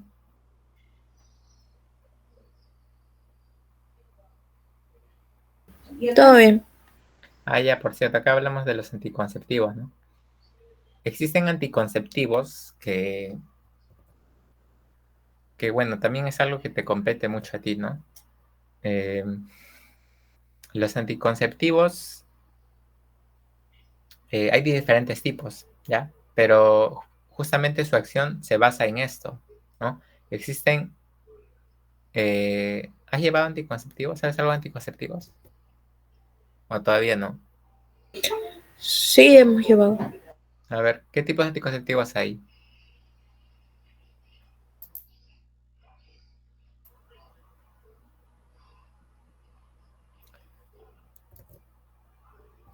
Dime lo que sepas, por cultura general, así no importa, dime la ampolla, pues. La pastilla, ¿no? El implante, el DIU, el diafragma.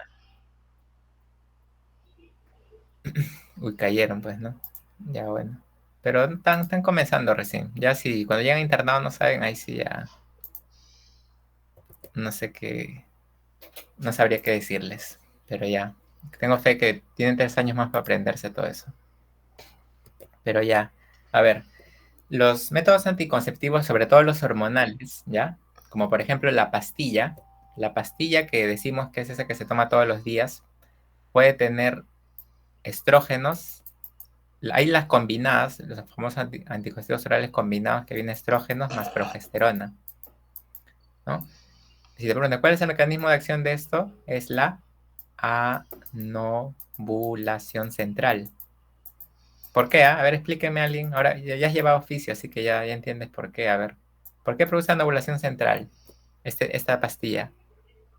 No tienes que saber, ¿ah? No, mejor dicho, no tienes que saber anticonceptivos como tal, pero sí me debes explicar el mecanismo, porque tal vez lo estás viendo aquí. ¿Por qué la pastilla que tomas todos los días, que tiene estrógenos o progesterona, produce anovulación central? O en palabras sencillas, produce, o mejor dicho, inhibe la ovulación.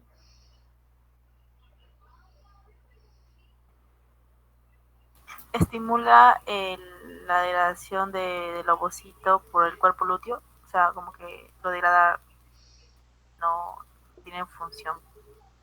Pero acuérdate que el cuerpo lúteo o sea, el cuerpo lúteo se produce una vez que ya se liberó el ovocito. O sea, el cuerpo lúteo realmente solamente está mirando cómo el ovocito se va por la trompa, ¿no? El cuerpo lúteo no hace nada.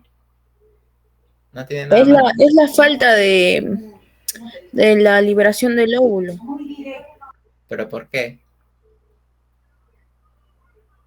Ya pues, ya. Estamos en fisio, así que acá razonamos.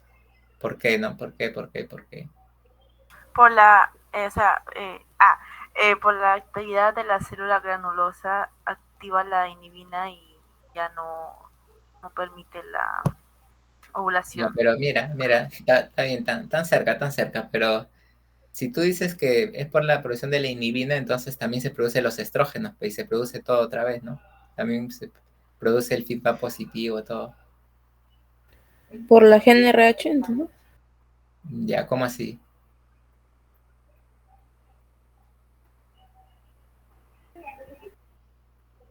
Es como un antagónico, algo así.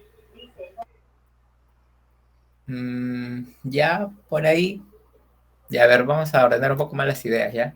Es por esto, chicos, chicas. ¿Qué hacen los estrógenos y la progesterona? Son inhibidores, pues hacen retroalimentación negativa, principalmente, ¿ah? Principalmente hacen retroalimentación negativa.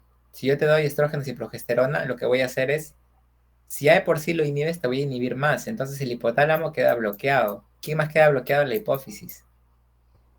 Entonces yo te pregunto, ¿habrá FSH y LH? No, pues, porque están No. bloqueados. Exacto. Entonces, ¿cuál es el mecanismo de acción de estos estrógenos o progesterona que yo te doy cuando te doy la pastilla de pastilla que tomas diario, que es combinado? Te estoy dando hormonas que van a inhibir a la hipófisis y al hipotálamo por un mecanismo de feedback negativo. ¿Sí? Es como, claro, como lo escribe Alanis, más por más menos, algo así. Como, ajá, algo así, más por más, algo así, ¿no? Bueno. A ver, ¿me entendieron? Si le doy más estrógeno va a generar, o sea, va a haber una reacción de bloqueo. Claro, porque acuérdate que los estrógenos, ya a ver, vamos a explicarlo de forma así un poco más digerible, ¿ya? A ver, ya. Miren, imagínate que es tu primera menstruación, ¿ya? Es tu primera menstruación. Estás en tu menarquia y de pronto se activó el hipotálamo y produjo GnRH y la hipófisis también activó su FSH-LH y todo bien, ¿no? Terminó tu ciclo, ovulaste, no hubo ningún espermatozoide por ahí y luego y nuevamente vas a reiniciar todo el proceso, ¿no? En ese proceso, ¿te acuerdas que te dije que caen todos, verdad? ¿Caen todos o no? ¿Sí o no? Sí. Muy bien, caen todos, al final del ciclo caen todos, ¿no? ¿Por qué caen todos? Porque los estrógenos y la progesterona están elevados, sobre todo ¿quién? La progesterona, ¿verdad? ¿Te acuerdas? La progesterona al final es la que más se eleva, ¿te acuerdas? Ya, pues Así entonces es. la progesterona está inhibiendo, ¿no? Ya.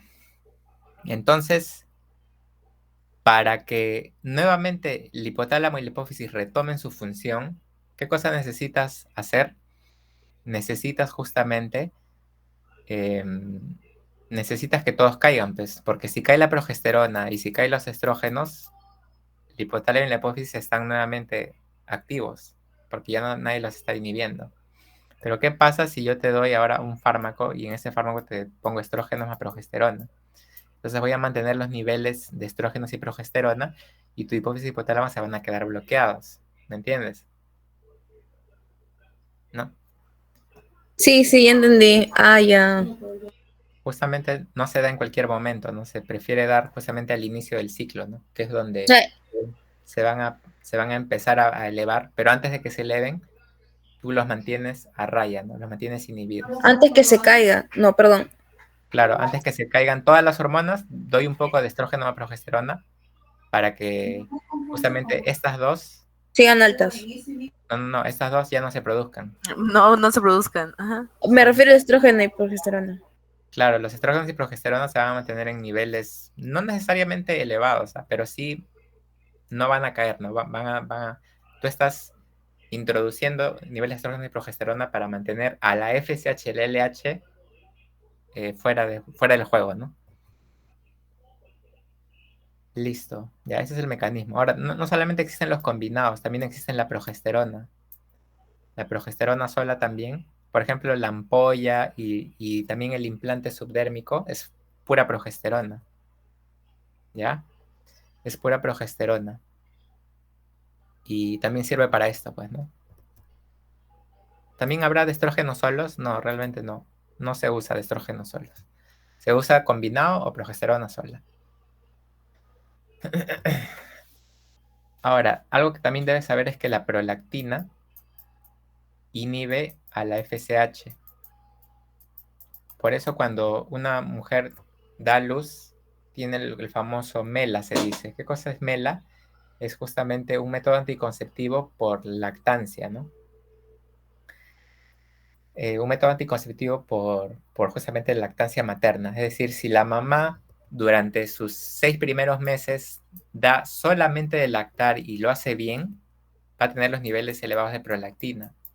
¿Y cómo va a estar la FSH? Va a estar baja porque la prolactina es un inhibidor de la FSH. Entonces, ¿podrá concebir nuevamente? No, ¿verdad? Porque no hay FSH. Entonces, es un método anticonceptivo que realmente no usamos, o sea, no lo recomendamos mucho porque tendríamos que No es cerciorarnos, completamente seguro. claro, tendríamos que cerciorarnos que la madre cumpla rigurosamente, ¿no? Preferimos darle un implante o una ampolla, algo, ¿no? Pero, no sé, pues ponte que se cierre y no quiera, bueno, al menos le recomendaremos que se cuide con esto, ¿no? Por 6 meses, ¿no? Entonces la prolactina inhibe el FSH, es como un método anticonceptivo, ¿ya? El famoso MELA, sí, así son sus siglas, MELA, ¿ya? Ah, por cierto, Cuando una dime. persona tiene quistes, ¿qué sucede con las hormonas? Ah, ya, estás hablando de ovario poliquístico. Así es. Ah, ya, mira, cuando hay ovario poliquístico, la fisiopatología todavía no está totalmente dilucidada, pero se dice de que hay una desregulación entre estas hormonas. Generalmente la FSH supera a la LH, pero en una persona con ovario poliquístico, esto se invierte. La LH supera a la FSH. ¿Y la LH qué produce? Andrógenos. Andrógenos, ¿no? Esos andrógenos, algunos se van a producir como estrógenos, pero se van a quedar muchos andrógenos. Y en la mujer los andrógenos, ¿qué hacen?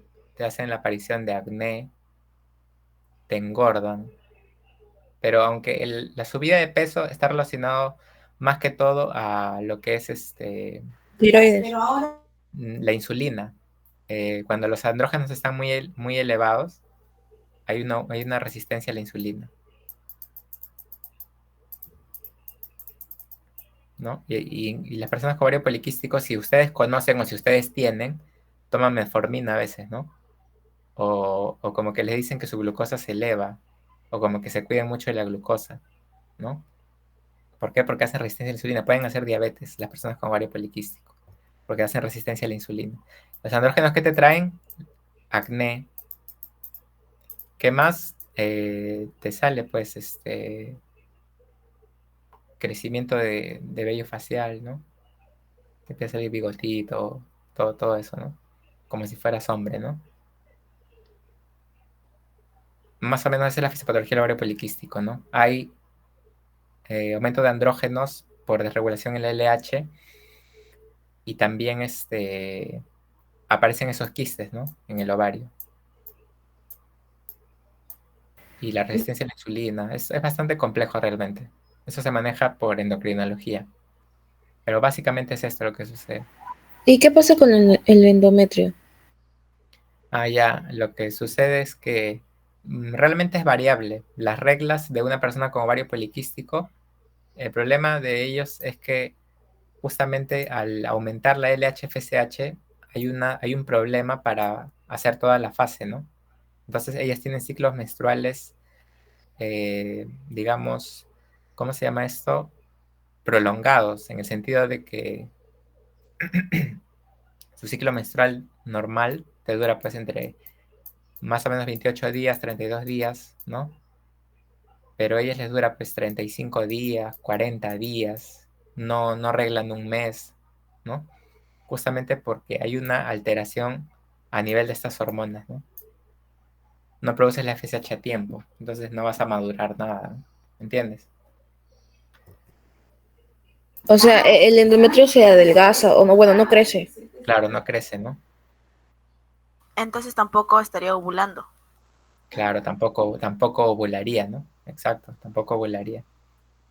Es por eso que las personas con ovario poliquístico sufren de infertilidad también.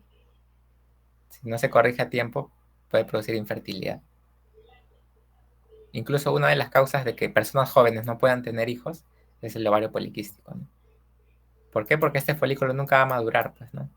Porque no hay la adecuada cantidad o la adecuada relación FSH-LH. No va ni producir folículos, o no va a ovular, o no va a madurar su endometrio, etcétera, etcétera. Ah, ya. Listo. Es bastante compleja esa enfermedad, ¿eh? No es no es un juego, te da diabetes, te da todo. Así que si ustedes conocen a alguien, dígale que siga su tratamiento. ¿Cuál es el tratamiento para ellas? Primero se le recomienda bajar de peso. Hormonas. ¿Qué más? ¿Qué dijiste? Anticonceptivos. Muy bien, anticonceptivos, ¿no? ¿Para qué? Para que pueda arreglar. Ya, más o menos, ¿no? Pero acuérdate que hay una disfunción hormonal, ¿no? La LH está muy incrementada, ¿no? Entonces la idea es revertir todo ello y ¿qué haces? Inhibes todo, ¿no? Apagas todo, por así decirlo. ¿Justamente con qué? Con anticonceptivos, ¿verdad? Y mejoran, ¿no? Con anticonceptivos. Pero también se recomienda bajar de peso porque también el aumento de peso también genera resistencia a la insulina y todo eso. No solamente la ovulación, eso es parte de, pero es más complejo que eso. Es diabetes, obesidad, etcétera, etcétera. Claro, también para regular los dolores menstruales, ¿no?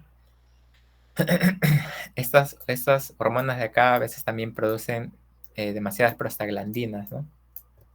Entonces, justamente para tratar de evitar eso, o cuando tienes mucho sangrado, o periodos muy largos o muy dolorosos, justamente para evitar todo ello, das anticonceptivos, ¿no?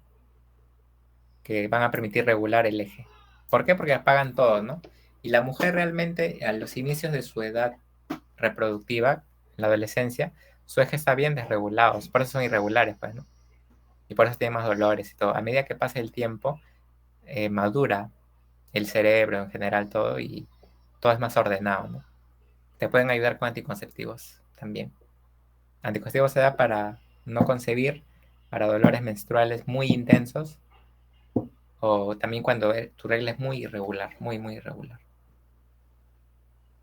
¿Ya? ¿Algo más de anticonceptivos? Nada más. Ya, listo. Ya lo verán en su momento. Tranquilas, tranquilos. ¿Ya?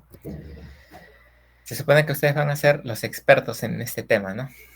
Juntamente con la gente de medicina, ¿no? Que se supone que somos los que manejamos esto de anticonceptivos, junto con ustedes. ¿Ya?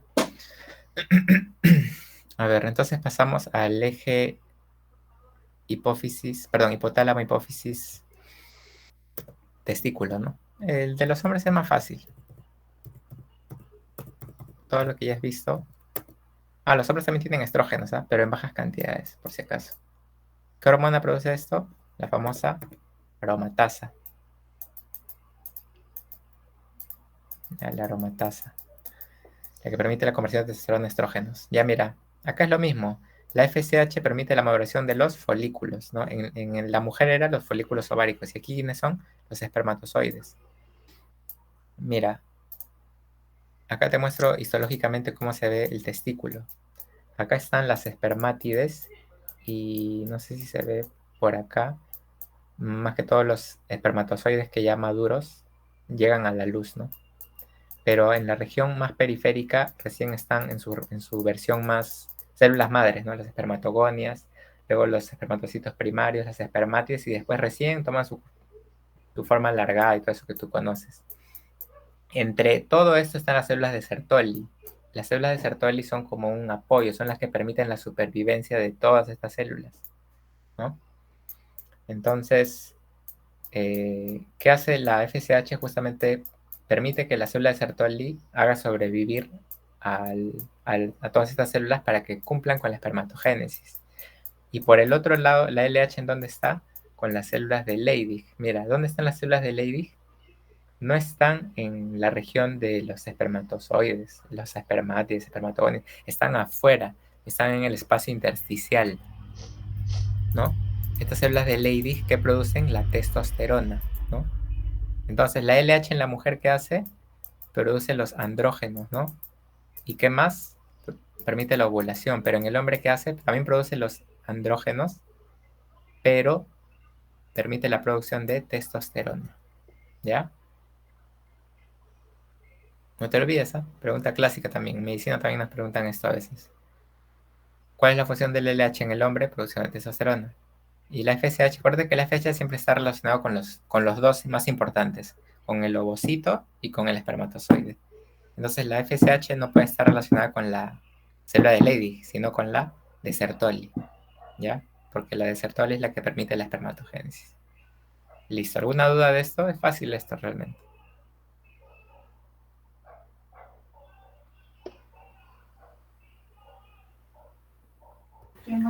O sea, las mujeres no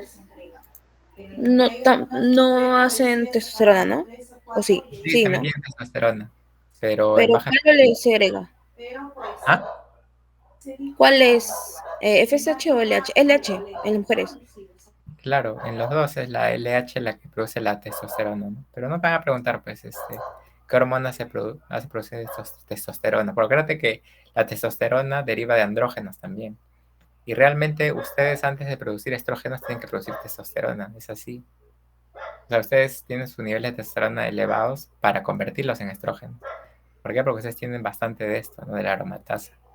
Pero en los hombres no es así, pues. En los hombres en muy bajas cantidades. Porque lo que queremos los hombres es testosterona, no estrógeno. Ah, ¿Entiendes? ya. Sí. Listo. Y terminamos con la homeostasis del calcio. Ya, se nos ha pasado el tiempo, hemos conversado mucho. Pero lo que quiero que recuerden del calcio es principalmente que la principal reserva que tiene es el hueso, ¿no? Con la famosa hidroxiapatita.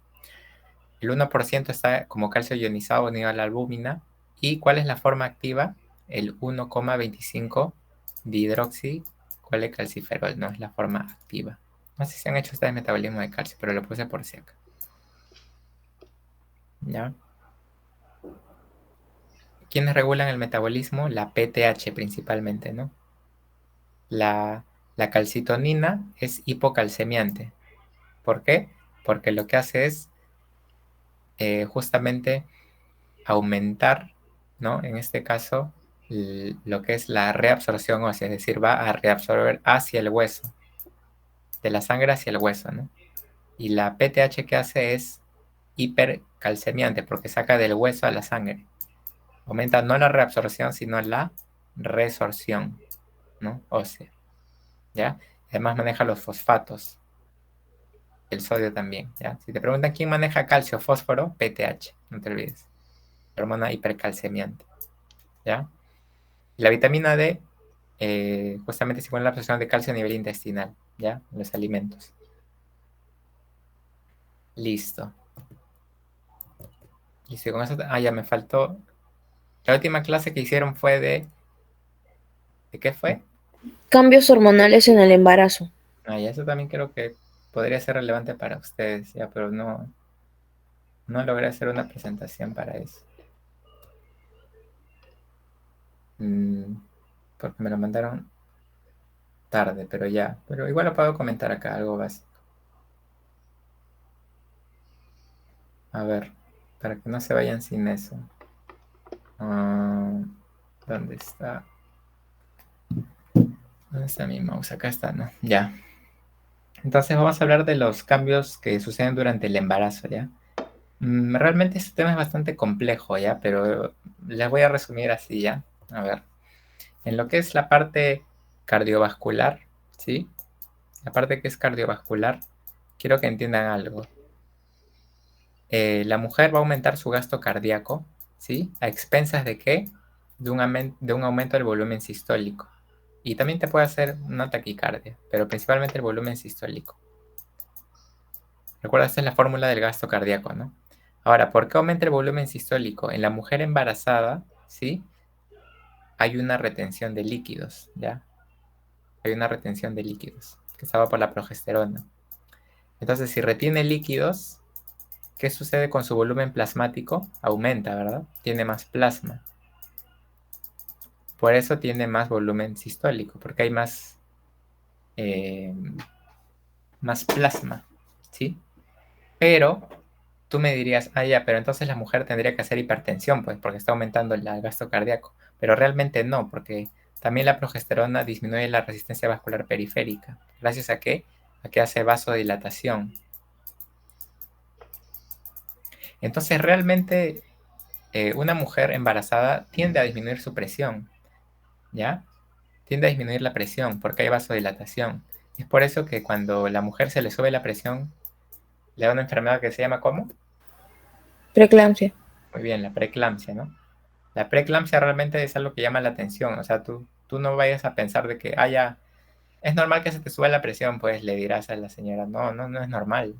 Una mujer embarazada tiende a disminuir poco o mantener su presión, por si acaso, ¿eh? Por eso que la preeclampsia es algo, es una urgencia, una emergencia, ¿no? Puede matar a la madre, ¿no? Entonces, en general, hay un aumento del gasto cardíaco porque hay aumento del volumen sistólico y la frecuencia cardíaca, pero la presión se baja. ¿Por qué? Porque hay disminución de la resistencia vascular periférica y vasodilatación, por si acaso, ¿ya? A nivel hematológico, hay una anemia, ¿verdad? Se dice que hay una anemia por el embarazo, ¿no?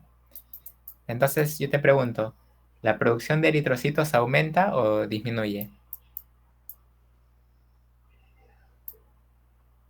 Aumenta. Aumenta, ¿no? Entonces, ¿por qué hay anemia? Hay anemia porque el volumen plasmático es más. Entonces, eso es una hemodilución, ¿verdad? Así como cuando tienes tu agua, tu jugo, y le metes más agua, sale todo desabrido, ¿no? Está diluido. Entonces, se aumentan los eritrocitos, pero es tanto el aumento del volumen plasmático que eso lo diluye. Entonces, haces anemia por dilución, no porque realmente haya disminuido tus eritrocitos, ¿me entiendes? ¿Ya? ¿Qué más haces? Haces leucocitosis, ¿ya? No, si aumenta la leucocitosis no es porque esté con una infección necesariamente, ¿ya? ¿Qué más? Ah, y esto es importante. Aumentan los factores de coagulación. Y esto es importante, ¿por qué? Porque la mujer puede hacer trombosis, así, ¿no? Aumenta el fibrinógeno, ¿ya? Hay que tener cuidado con la madre, ¿no? Con la gestante, que puede hacer un evento isquémico, trombosis o algo, ¿no? Listo. Entonces ya vas más o menos viendo, ¿no? Aumenta el volumen sistólico porque aumenta el volumen plasmático, aumenta el gasto cardíaco. Si te preguntan a secas, ¿el gasto cardíaco en la mujer embarazada aumenta o disminuye? Aumenta. ¿La presión aumenta o disminuye? En general disminuye o debe disminuir. ¿Por qué? Porque hay vasodilatación periférica. ¿Ya? ¿Aumentan los eritrocitos? Sí, pero hay anemia por dilución. ¿Hay aumento de leucocitos? Sí. ¿Aumento de factores de coagulación? Sí. ¿Ya? ¿Qué más hay? Ah, ya también aumenta la tasa de filtración glomerular. ¿Ya? Aumenta la tasa de filtración glomerular. ¿Qué más La aumenta? progesterona. Claro, muy bien, por la progesterona. Aumenta el flujo sanguíneo renal, el flujo plasmático renal. ¿Y qué más? Esto es importante, ¿ah? Se dilatan, en este caso, ¿quiénes? Las vías urinarias, ¿no? ¿Quién? La pelvis renal y los uréteres. ¿Eso qué hace? De que haya más flujo. Por eso la mujer embarazada, no solamente por la presión del feto en la vejiga, sino que también hay más filtración, más todo, por eso tiende a orinar a cada rato, ¿no? La mujer embarazada orina más de lo normal. ¿Ya? Listo. Esta dilatación también a veces te puede hacer proclive a infecciones urinarias, porque hay una éstasis, se dice, ¿no? Como que se queda está estancado, ¿no? Y eso puede permitir la aparición de infecciones urinarias, ¿no? ¿Ya qué más? Ya a nivel hepático, ¿sí? A nivel hepático, aumenta quiénes, el perfil hepático suele aumentar, ¿ya? ¿Quién te puede aumentar? La fosfatasa alcalina. Ah, la albúmina también disminuye, ¿ya? ¿Por qué? Porque justamente hay por la dilución, ¿no? Por la dilución. Y principalmente esto, a nivel hepático. ¿Qué más? Ya, también, esto es importante. La vesícula biliar disminuye su tonicidad, se vuelve más floja. ¿Eso qué te puede dar? ¿Qué te puede dar? A ver, imagínate una vesícula que está con éstasis, que no se mueve. ¿Qué te puede dar? ¿Piedras en la vesícula? Muy bien. ¿Cómo se llaman las piedras? Un nombre más. ¿Litiasis? ¿Cálculos? Ay, ¿cómo se llama? ¿No? Claro, una Ah, bueno. mujer embarazada o sea, una de las complicaciones del embarazo es justamente la litiasis renal, perdón, a nivel vesicular, ¿ya? Se vuelve medio flojo, ¿no? Ya no se mueve tanto, ¿no? ¿Qué más? La mujer embarazada puede hacer también estreñimiento. Su motilidad disminuye. Ah, y algo que es muy frecuente, ¿qué cosa es en las mujeres? A nivel gastrointestinal. Las náuseas. Muy bien, náuseas y vómitos, ¿no? ¿Qué más? Sensación de quemazón, el reflujo, pirosis, ¿no? ¿Por qué? Por la progesterona, ¿no? ¿Qué hace la progesterona? Disminuye el tono del esfínter esofágico inferior, ¿verdad? Entonces la mujer tiene reflujo, le quema, está con náuseas, vómitos por la progesterona. La progesterona es la que causa eso de la sensación de náuseas, ¿ya? Y finalmente a nivel del pulmón, ¿qué pasa? Ya, en el pulmón lo que sucede es que la mujer a veces tiende a aumentar. A ver, ¿qué pasa? Cuando una mujer está embarazada, contiene mucho, tiene una ocupación pero del abdomen, ¿no? Entonces, ¿cómo estará su ¿Hiperventila? diafragma? Está elevado, pues, ¿no? El diafragma se eleva, ¿verdad? Porque lo están empujando, ¿verdad? Hay una presión ahí, está empujando hacia arriba. Entonces la mujer, para compensar, tiene que aumentar su frecuencia respiratoria. ¿Cómo se llama eso? Taquipnea, ¿no? En medicina decimos taquipnea, pero también te puede dar la taquipnea una hiperventilación. La hiperventilación que te da disminuye el CO2 y te puede dar un aumento del pH. Es decir, te vas a la alcalosis. Alcalosis. Muy bien, alcalosis. ¿Por qué? Porque la mujer está sí, toda agitada, camina un poco y ya está cansada, ¿no? La agitación, la hiperventilación te da alcalosis, porque botas mucho CO2. Pero ¿qué aumenta? Aumenta el volumen tidal. Que ese volumen tidal es el volumen que tú, que tú inspiras, ¿no? ¿Por qué aumenta el volumen tidal? Porque el volumen residual disminuye. ¿Ya? ¿Qué pasa con la capacidad pulmonar total? También disminuye. Lo que se mantiene constante es la capacidad vital, ¿ya? Eso sí. Ya, esto de capacidad vital, eso ya tú debes saber de neumo, pues, ¿no? Capacidad vital, ¿te acuerdas qué era la capacidad vital? La capacidad vital era inspiratoria más corriente, máxima inspiratoria más corriente más máxima expiratoria, ¿verdad? Esa es capacidad vital, eso se mantiene. Pero ¿quién disminuye el volumen residual? ¿Quién más disminuye? La capacidad residual funcional, pues, ¿no? Todo lo que tenga que ver con residual funcional disminuye, ¿ya? Incluyendo la capacidad pulmonar total. Pero la vital se mantiene, ¿ya? Listo. Y bueno, eso es lo más importante realmente. No tendría otra cosa que explicarte. Bueno, en el corazón a veces se desvía a la izquierda el eje, porque como el corazón lo empujan, se va más hacia la izquierda y desvía el eje eléctrico hacia la izquierda a veces. Pero ya, esas son cositas. Ya. ¿Algo más, chicos? Tengo una reunión ahorita. ¿Tienen alguna duda? Están que me quieren linchar.